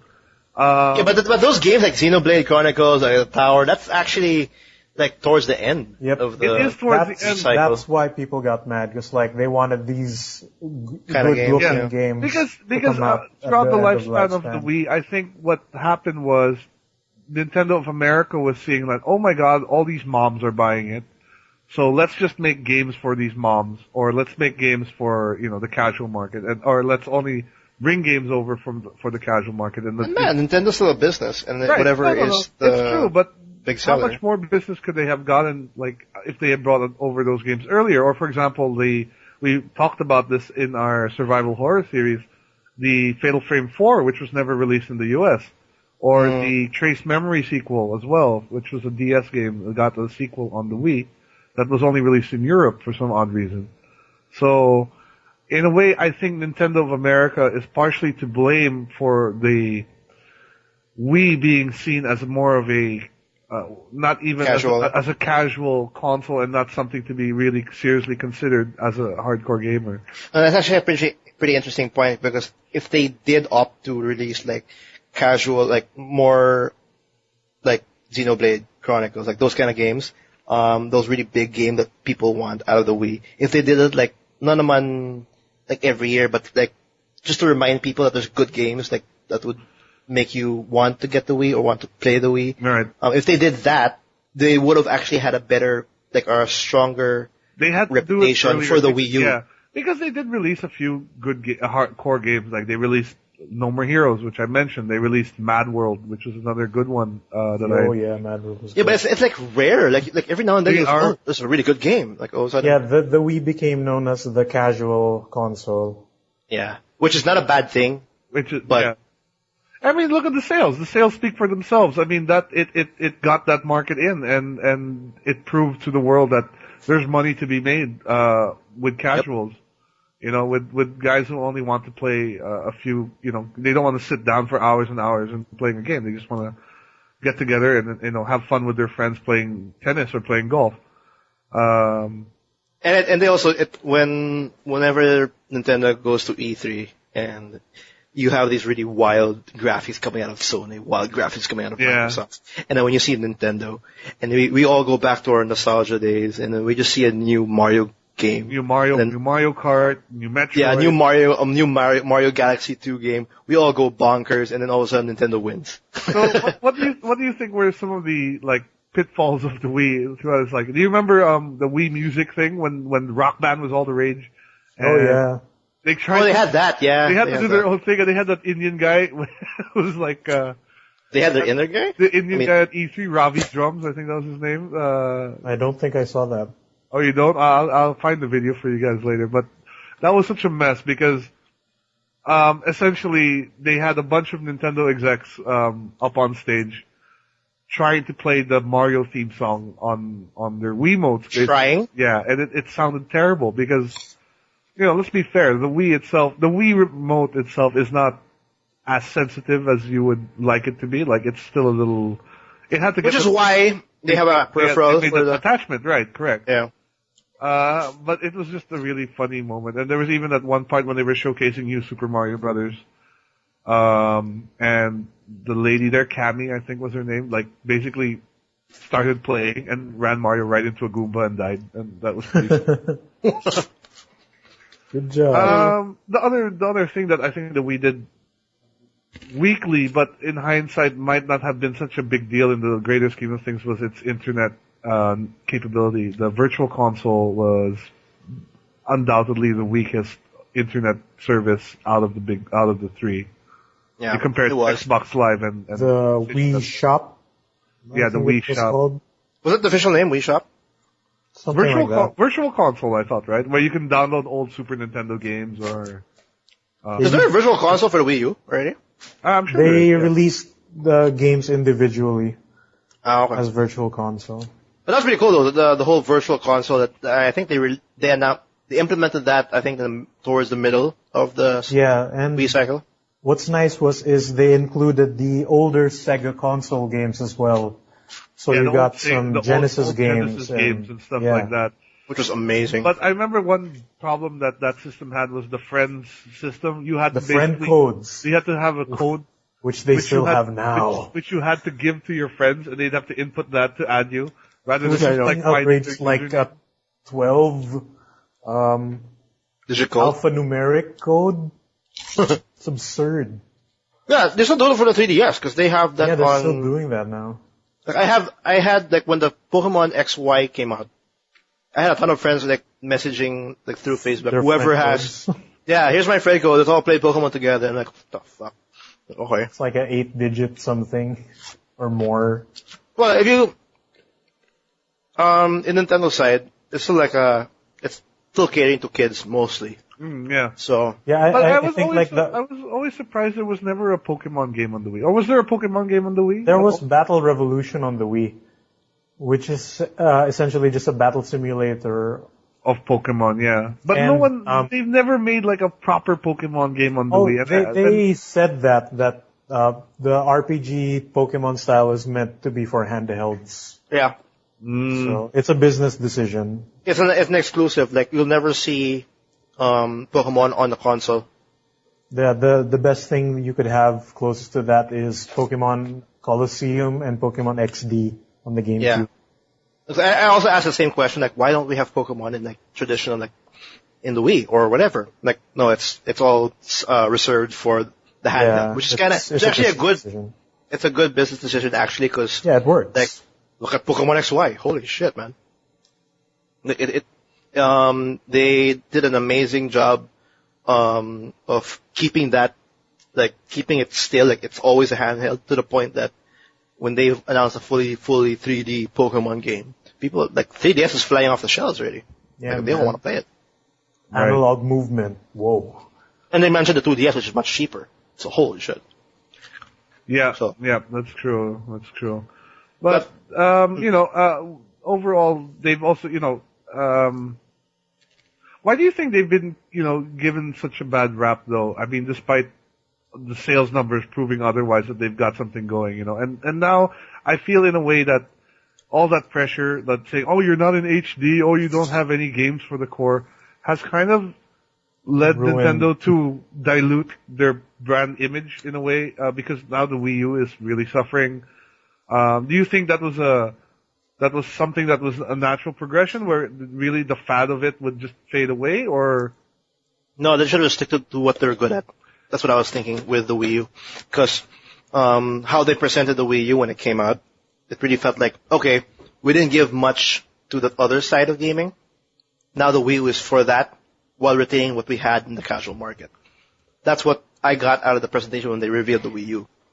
And they weren't able to retain it. And then we weren't so happy on what was coming out in the end. But was Wii already like losing sales at that point? Like was No, it slowing down it wasn't. at all? It wasn't, right? No, it was actually steady to the point that the Wii is actually higher than the Wii U. So, what I think they should have done when they were actually transitioning to this next gen was, heck, just do it casually, and at the same time have an exclusive title where everybody will go bonkers for. Yeah, I don't think there's anything really wrong with that. I think there's room in this market for a console light, so to speak. I don't understand the reason for going next gen with the Wii U, like a year before the PS4 and Xbox One, where they could have went, bam, 2013, all three consoles coming out sabay, and then I guess they actually have time to, I don't know, release Smash Brothers Wii U, like enough development time for Nintendo to make some exclusive title. It's a little weird. I think they were looking at how the Xbox 360 did it by releasing like almost 2 years earlier and got that huge advantage. And was it 2 years older or 1 year? 1 year. 1 year, 1 year before. But yeah, I mean, it gave the Xbox a bit of a head start for sure. For sure. And I guess they were hoping. I'm not Nintendo. I can't speak for them, but I guess they were hoping for a similar sort of advantage. But as we've seen, it's really not been working out very well for them. It didn't work out because it's been a year now, and when you talk about the Wii U, you're still asking that one question that I'm sure every big company would fear. Where are the games? Where are the games? Like that's like the worst position you'd be as a console developer, because like that's why people buy your consoles. And when you have consumers asking like, where are the games? Like, When it comes down to it, it comes down to the games every time. Yep. But do you think also it's Nintendo kind of wearing out their franchises? Like, are we tired already of seeing Mario? No, we're definitely not tired of seeing Mario. Like, that's how strong Nintendo is. Like, they have these characters, like, no matter how much they rehash the characters over and over, Yeah. it's still... It'll still pull them out of the dark. Yeah, we still have an understanding that, oh my god, it's a new Mario game. I want to play that. Like, that's my take every time I see a new Mario game, I see a new Zelda game, like, I want to play it. Like, it's a Zelda game. Like, we know what we're going to get out of it. By little new tricks and all that. That's why Nintendo's so strong, because they have those titles that will just never go away. And as, like, the people who grew up playing Mario, grew up in Zelda, now they're older, and so they have technically the older market playing their games. At the same time, kids, there are franchises that are actually considered catered for kids. That's already a big market. You're covering, like, what, late 30s, early 40s, and then also which actually caters for kids. Right. That's actually unheard of if you think about it. A sort of universal market.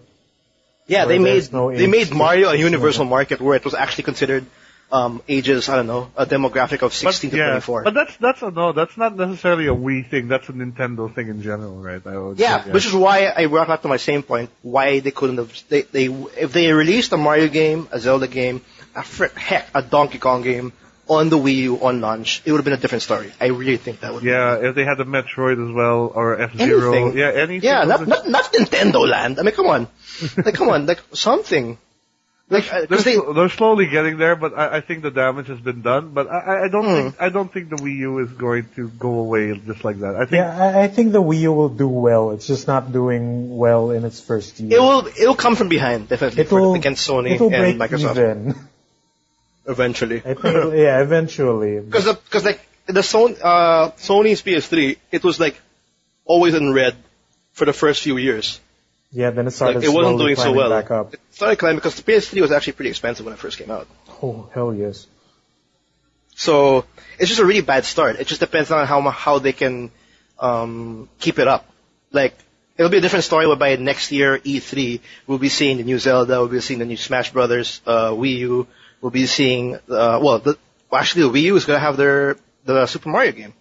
The Super Mario U or 3D World? 3D World. Super Mario 3D World, which looks amazing. Yes. But let's. Well, I'm sorry, guys, but we're moving away from the. We're actually going to Wii U. Sorry. I want to ask: did any of you get the Wii balance board with Wii Fit? No. I have it. You have it. You have one. Thought about getting I didn't use it. Like it's just for my brother and his whatever. Like for them, but I never bothered touching it. Oh, so your brother bought one. Well, he bought one for our Wii in the house. 'Cause we have a Wii in the house, and then. But you never tried using it before. Like that was always. I never tried it. I saw someone trying it. It looked okay. Like that was always one peripheral that kind of weirded me out. Like I thought initially it was sort of a next generation version of a Dance Dance Revolution pad, but it's not. It's literally a balance board. It's literally something you have to stand on and do yoga poses on and stuff. Mm-hmm. Yeah, like and that's such a limited, I don't know, it just seems like such a limited piece of plastic to have. I think the balance board can also measure your weight, whoever is like standing on it. Mm. You can actually scale, you can actually get how much you weigh. It becomes a weighing scale. Because I remember... For that yoga game that came with it. Yeah, because I think there's one point where my sister's fiance at the time, he had to weigh how much his luggage was, so he used his Wii board. Did that work? Like, we have a weighing scale. Like, where's the Wii balancing board? Like, did it work? Like, no, we weren't able to find at the time we couldn't find the connection for the Wii, but he was like saying, yeah, we can actually get the weight out of the Wii balancing board. I'm like, oh, really? And then we're actually frantically looking for the cord for the Wii. And so that's actually pretty interesting. Like, you can weigh via the balancing board. What other peripherals are there for the Wii? Worth mentioning? There was that finger, like, pulse detector thing. Oh, that never came out, though. That never came out, though, yeah. The heart monitor? Yeah, it was a heart monitor that I think was supposed to... That was bundled with Resident Evil, I think, or... No, it never came out. It was supposed to come out with, I think with Wii Fit also, or, yeah, with a horror game of some sort, right? Yeah, I don't think it never came out. It didn't come out. Maybe for the Vitality sensor came out towards the end for Zelda, right? I don't know. It never came out. It never came out. Oh, so what's a precision peripheral? They showed it at E3 and then it never, never materialized. So I don't know. No, but what's that peripheral to play Zelda Skyward Sword? Then? Oh, the Motion Plus, you mean? The Motion Plus, Plus, that one. Yeah. The Was that a additional accelerometer. Which I think is now like pretty you should probably get because it makes the Wiimote so much better. Yeah, it's built into the Wiimotes that we have now. The ones being sold now. Yeah. Oh, it's built in already. Yeah. But before it was like this separate block that you connect at the bottom of the Wiimote to give added precision. Like, it's a secondary accelerometer. I remember you playing it with, Miggy. Is there actually a big difference? 'Cause I don't have one for my Wii. Yeah, it's super accurate, but it only works for certain games, so you don't really feel it. But like, it works well for Skyward Sword and Wii Sports Resort, which is the game that came bundled with it. So, missed opportunity. Came out too late. Yeah, but the Wii in general, it's actually a pretty impressive piece of hardware. I considered getting a balance board for the skate game that came out for the Wii. Oh, you can actually use the skate game? Yeah, you like lean to make your skater lean to that side. Then you hold the Wiimote to do tricks. But then you would like pretend to jump to make the. Oh, is this like a Tony Hawk game? Because I remember there was a Tony Hawk game that actually came with a skateboard. That was a different thing. That sounded so complicated just to play a skating game. Like you're holding nunchucks and then you're in the balance board and then you're trying to. No, like you hold the Wiimote and then you like lean on the balance board to maneuver. Yeah, so you have to worry about your legs at the same time your arms. So. Yeah, and there was also a snowboarding game that uses the balance board exclusively, I think. Did it use Mii's? Or was it like... No, it did not. They had their own characters. It was the Shaun White snowboarding game. Oh, it's an actual title. Shaun White snowboarding. Alright. Well, that's pretty much my thoughts on the Wii. I don't know if I have anything else to add to it except like, it definitely was a revolution, that's for sure. Yeah, it made a new genre of games. Yeah, we kind of covered already the transition from next gen already, like a bit too early. Yeah, I guess the question is now like what now that the Wii U has been out now, what can Nintendo learn from their success with the Wii? I mean, their fantastic, crazy success with the Wii, and how can they carry that on? And for me personally, I think is keep hitting that casual market. I mean, it's there. It's hungry for more stuff. Give it a compelling experience again, and they have to find that.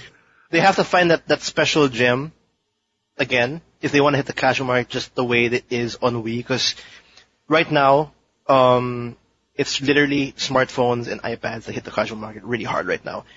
Because in 2005 it wasn't that big. No, that's true. They are now facing stiffer competition from tablets. Yeah, it's way stiffer. So they have to find that really awesome gem that mix well with their whole gamepad thing. Because that's their thing now with the Wii U, the whole gamepad controller and the extra screen. If they can make a really cool concept that would resonate somewhat similar to the whole motion control, then they're back on that whole, like, we have the casual market. They got it again, exactly. Yeah, but like you said, it's a stiffer competition. It's going to be really tough. So I think they have to balance it. They have to balance the casual market and the traditional gamers. But weren't you just saying earlier that you feel that was a mistake and they should have stuck with what they know they're good at? I mean, you were saying that earlier. No, but yeah, they stuck with what they're good at, hitting the market. But they have to balance it because, like I said, there's a stiffer market. Like they have like not. Because what I felt with Wii U is like they're all like trying to get the casual, not the casual, the traditional gamers. Yeah. More at when they got out of the door. Moving forward, I think now they need a balance. That's what I'm saying. Right. Because right now, like it's a good start. They have, like, this is what we want to see. We want to see Pikmin 3, those kind of games. Wonderful 101. Those kind of games that would make you like, I actually want to get a Wii U. Like the Super Mario 3D World. Pretty much just games. And then towards the end, something like the Kinect. Something that they have, like the Kinect that would make casual gamers, like, consider the Wii U. But that's what I mean. But the thing is, the Kinect didn't even move casual gamers to the Xbox to begin with, so... I know, but that's why hopefully they had hopefully that that gimmick, like their Connect for the Wii U, if you know what I mean, would be enough for them to go back to that whole situation they had with the Wii, Right. with the casual market. Hopefully, that's a long shot, to be honest, from what I'm saying. But that's the only way I think the Wii U will succeed. They have to hit both. They just really have to hit both. What about you, Migs? What do you feel? What do you think the lessons learned from the Wii could be applied to? For me, I don't mind if they go along with the whole motion gaming gimmick, as long as they nail the control scheme right. Because the problem that I think the Wii had was it had a lot of games, but like. No, that's true. I agree with you that half the time in a lot of those games you were fighting the control. The challenge came from getting the controls down. Like you couldn't get your character to do what you wanted it to do. It's a very big the control scheme, which was a big issue. Yeah. But I guess that's why it appealed so much to kids, younger players, and older people too, who don't exactly have you can't be as precise, and they just want to see shit happen. So I guess that's one thing that also made the Wii appealing to that market. Because that's like literally the concept of motion control. That term, motion controllers, came from Nintendo, and that was golden. That was so golden for them. Now they don't have that. They don't have that special golden feature on the Wii U. They need to find something really big.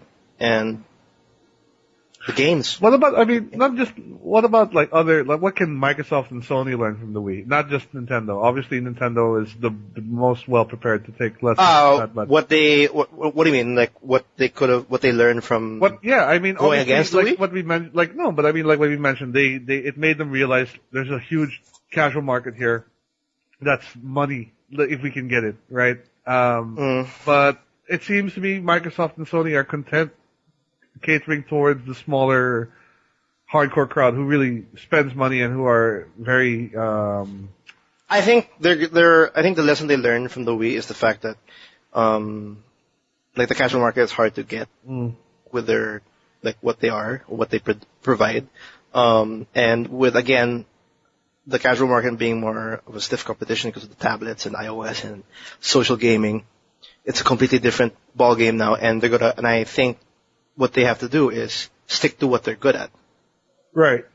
Games. So we're going to see this niching out basically. Like I think we're going to see Sony and Microsoft are really battling it out for the. Yeah, Sony's going to be like the traditional, like this is PlayStation. This is all the cool video games, and then Microsoft will be something like that, but that whole all-in-one entertainment system. That's their angle on Microsoft. PlayStation's like just the same. It's the same as ever since PlayStation 1. Like we're the game console or whatever. Like there's not much difference, not much to say about what they're trying to do on this next gen.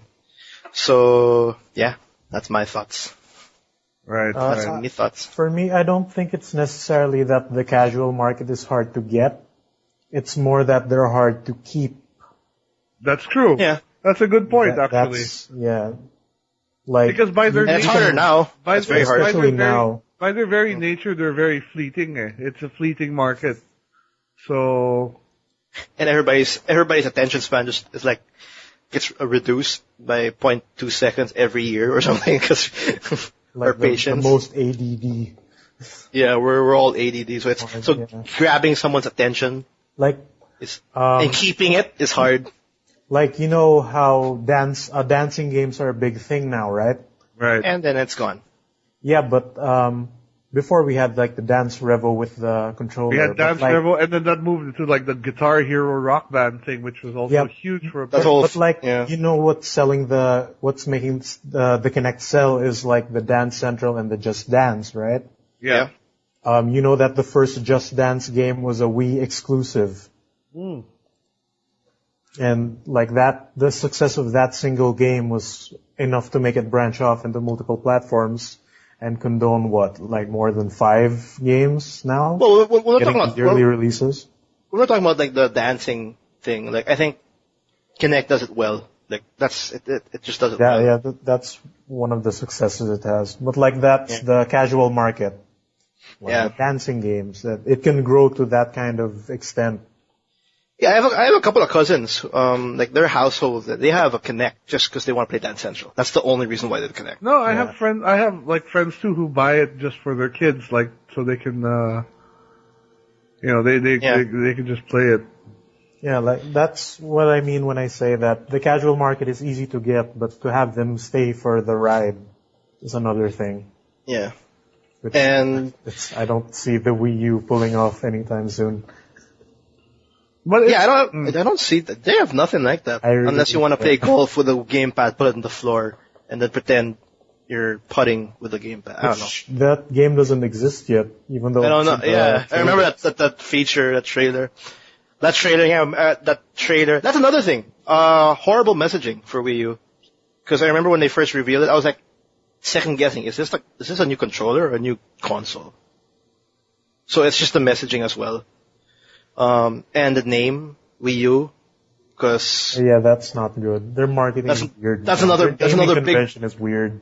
That's another big problem. Like we're talking about a current gen, which is the Wii, which is mostly comprised of casual market, the casual gamer, and then we go to the Wii U, which is I think somewhat the balance, and then it sounds similar to like moms and dads, and it's gonna be a hard conversion, a hard sell to say that this is actually a new console, this is what we provide, and then like you should buy this, whereas there's still the Wii. People actually might consider the Wii still, if stuff like that. So it's really hard. Yeah, but the Wii U is backwards compatible with the Wii, so that's not really much of an issue. Yep. Oh, okay. But that's Wii in a nutshell. Final thoughts? What games did you enjoy on the Wii? Like, let's talk about the games for a bit. Like our top 5 games for the Wii? Yeah, I think. Well, for me, I think my favorite game on the Wii so far was. You want to start with your number 5? My number 5 will go up. Okay, let me think for a bit. I know my number 1. I know my number 1 as well. Shit, can I do 5 games? I'm not too sure. Okay, you guys go. I'll think about it. All right. Well, I don't know if this is really my number 5, but okay, Legend of Zelda was fantastic on the Wii. One? The one with Princess? Yeah, or Twilight Skyward Princess. Sword? Both of them actually. I enjoyed both quite a bit. I think Twilight Princess more. Because Twilight Princess was when we finally saw a bit more of a serious looking Link. Like Link looked like a badass in. Twilight Princess was a GameCube game. That was a dark. Was it? It was supposed to be. It still is. It came out on the GameCube. Oh yeah, I forgot. Yeah. Sorry. But I thought that was good. I mean, it's Zelda. I mean, what's more to say about it? It's Zelda. Yeah, it's but Zelda. I did like how they made Link look like, it was one of the few times when we saw a more realistic grown-up Link. Yeah. It's the darkest Link, actually. The darkest. Yeah, I think I would disagree with you there. I'd say Majora's Mask was the darkest. Yes, Majora's Mask was. Majora's Mask is probably the darkest Legend of Zelda. Themed Zelda game. That's actually a strong point, yeah. But like the art style of Twilight Princess was very like gray and drabby. Yeah. Well, I mentioned Trauma Center. I really enjoyed that. There was New Blood, and then Trauma Center, like the literal remake of the DS one. So I know two of them. I enjoyed both of those quite a bit. No More Heroes, I really liked as well, because that was Suda51 being Suda51 on the Wii.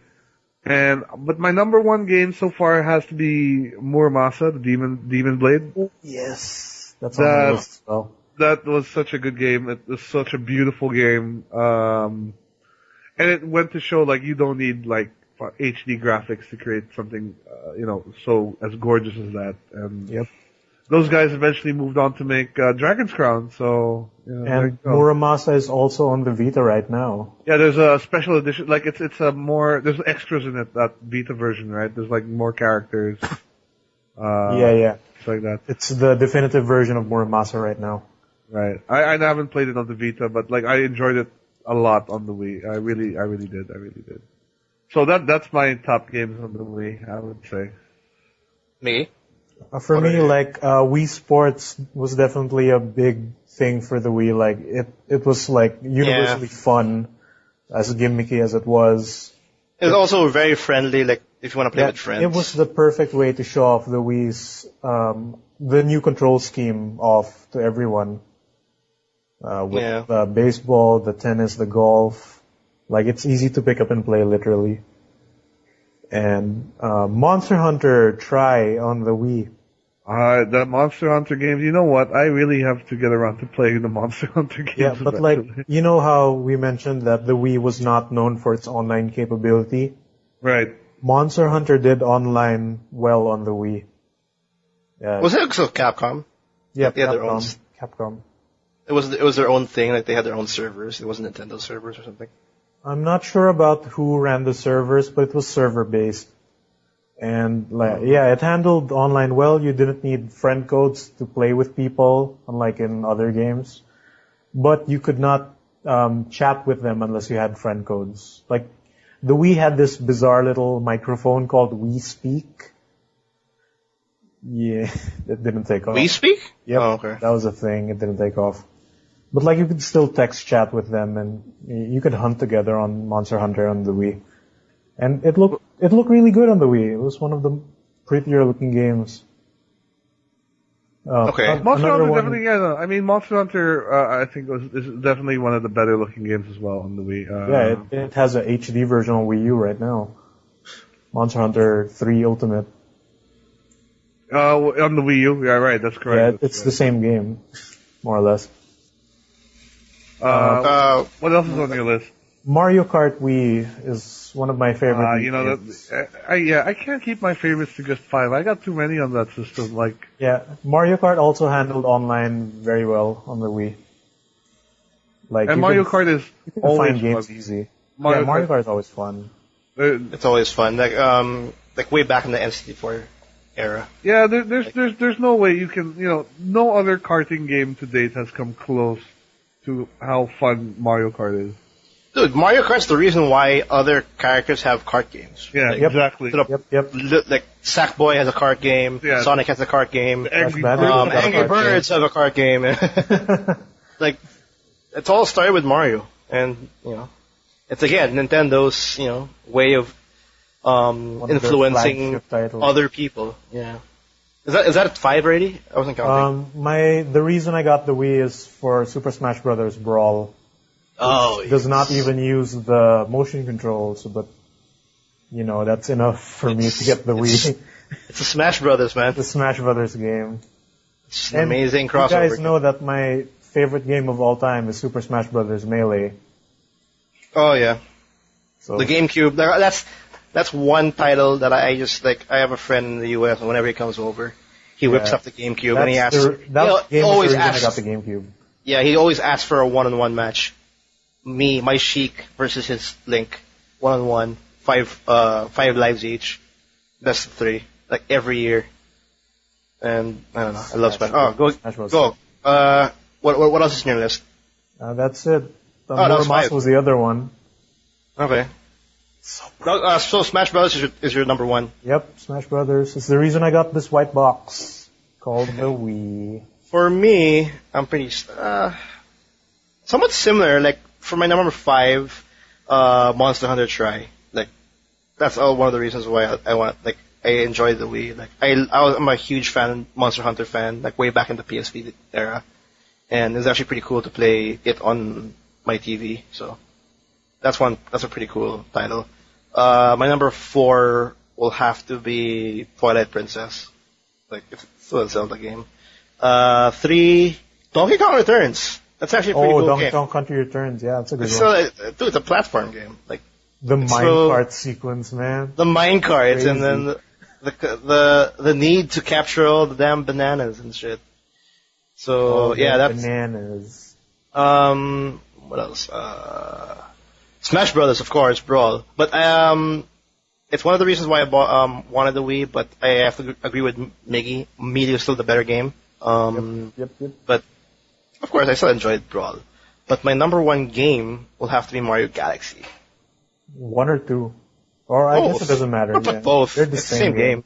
Yeah, that's just That's just an amazing way to spin The Mario franchise. Yeah, like it was a platform, like a 3D platform game in a different sense. The whole like sphere level designs. It was just amazing, and they had the traditional like power ups for Mario, and it's all different. And then the boss fights are smart, grand in scale, and smart, and of course, like in any Mario game, it's very cute, very it's a very pretty appealing game. It's very pretty. The soundtrack was also amazing in Galaxy. Yeah, that too. I think it's the best looking game in the Wii, Mario Galaxy 2, to be exact. I actually, if anybody doesn't have a Wii and they for some reason decide to get one, Mario Galaxy 2 is just instantly an instant buy, along with the other games that we mentioned. Yeah, but actually now, if you want to get a Wii, they have a Wii Mini out, which is a bit of a butchered Wii, but it's very cheap. It's very, very, very cheap. So it's a top loader as well. It's a top loader Wii. Oddly enough, it only has the. It's missing the what is the connection called? The YPBPR. It doesn't have component cables. Yeah, so you're basically connecting this to your TV the same way you connected your Super Nintendo to the TV. SD baby. Because we got no more space, we wanted to make it smaller. We had to take out the. It doesn't have Wi-Fi either. It doesn't have no online, no backward compatibility with GameCube, no. So you're saying it's just to buy the regular way and ignore this one? No Wi-Fi, no SD card slot, and only one USB port. But it's dirt cheap. So yeah. How dirt cheap? $100. Oh God. Which is like what, 4 or 5 here? 4 here right now. Yeah. So it's pretty dirt cheap. If you don't care about the online and just want to play single player stuff. Most of the online servers on the Wii are dead anyway. So that shouldn't be a thing. Yeah, but if you have a friend that you want to pass on your friend code and all. Why would you do that? How do you pass on a friend code without internet? I don't even know where to look for the friend code. I don't know, but you text him when you find it. So, or you message him in Facebook if you want to play together.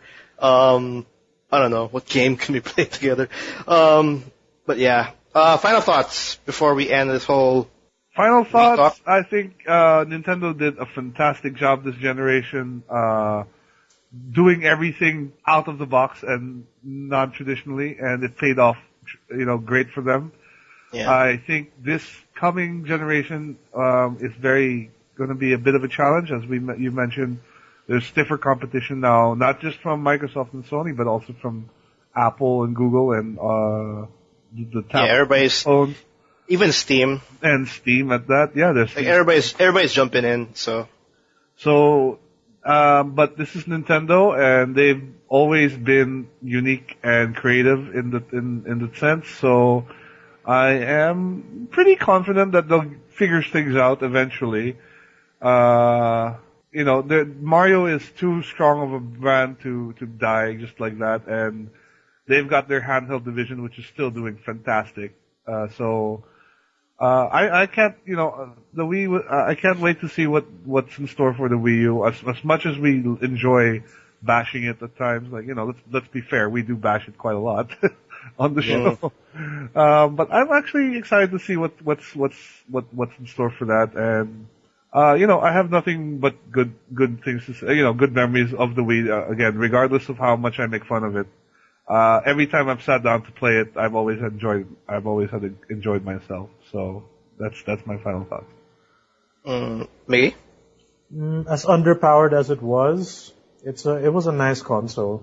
Yeah, that's another thing. It was underpowered, technically. Super underpowered. But yeah, it was a nice console. It had its fair share of bad games, but it also had a lot of good games. The control scheme was bizarre, but revolutionary, that it sparked its own genre. And yeah, I still have it. I haven't sold my Wii yet. I'm still playing it. So.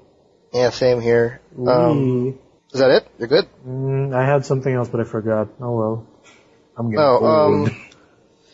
For me, it's about the same. Like everything I've said, like in the second half, it's pretty much what I think about the Wii. Nintendo did a great job, like what Will said. Like they definitely won this current gen. I'm sorry, Sony. I'm sorry, Microsoft, but it's just they won. The numbers don't lie. Numbers don't lie. Traditional gamers did enjoy it for whatever it was worth. And like what Miggy said, it was actually an underpowered console and a cheap one at that. And so in that aspect, there's a lot going for it. Like in every angle you look at the Wii, they did something great with it. And I'm just curious on how they're gonna tackle now with the Wii U. I think it's gonna be so tough. It's gonna be a way different ball game. I'm not gonna count it out. It's just gonna take a couple of years until we actually have the Wii U in par with everything else. With everything that's coming out, I don't know, but I'm not gonna count it out. Like Wii U, Nintendo will find something that the Wii U can be in the same ball game as like the upcoming next gen and whatever is gonna be coming, joining the fray. So, yeah, good job, Nintendo. When Nintendo is in trouble, they'll just bust out their version of the Disney princesses, which is Mario, Zelda, Donkey Kong. Which is actually, for me, if they do that, we'll actually see them bounce back. Not right away. Bounce back slowly, but surely. Every console generation, we actually see that. Like Sony had a hard time on the launch of this gen. They bounced back eventually, and then now we're on equal footing, and then stuff like that. For next gen, it's obviously the Wii U, and I don't know, maybe 2-3 years down the line, we'll see it bounce back, and all of a sudden people are buying Wii U's and stuff. The Wii Us. So we'll just have to see. The Wii US. The Wii Us. The Wii Us. That's the next one. That's free, Nintendo. The Wii Us. The Wii Us. I'm actually excited in how it's going to be. How it's going to turn out. Yeah, especially E3 for next year. Like, I'm sure, because Nintendo technically missed out on E3 this year. Oh, and I'm sure they're going to... They didn't want to get in the crossfire between Microsoft and Sony. They just sat down and watched. And technically, if you think about it, next year, Nintendo will have more to show on E3 compared to PS4 and Xbox I sure hope One. so. No, because they already have things in development, and they've already teased like Zelda, Smash Brothers, stuff like that. Like we'll have more exclusive titles coming from the Wii U next year on E3 that's playable compared to the Smash Brothers. Yeah, and Bayonetta 2 and stuff like that. But I don't know. Maybe Sony has something up their sleeves, but it's definitely going to be an interesting war next year, and I'm excited. We're gonna watch the next console war. Yep. Gonna be exciting. And that's it. I think that's it for today. Next week we'll talk about what we talk about. PS3, Xbox 360. We haven't really decided, but for November, we're gonna either pick Sony or Microsoft for next week, and then the week after it's gonna be whatever we haven't tackled. And then, well, since next week, PS4 is out, Xbox One's out, we'll be pretty much mixing in our thoughts on like either the PS3 or the Xbox at the same time, tackle, how the next gen's doing on that week when it came out and how everything's going. That's what's going to happen next week. And that's enough for the Wii talk. Yeah. Thanks for tuning in. I'm sure this is actually a long episode. Thanks for tuning in. If you haven't checked it out, do check our horror series that we did in October. We talked all about horror games, Silent Hill, Resident Evils for 3 episodes. And definitely check that out, and also check out our special interview with Russell Thomas from the Dreamlords Digital.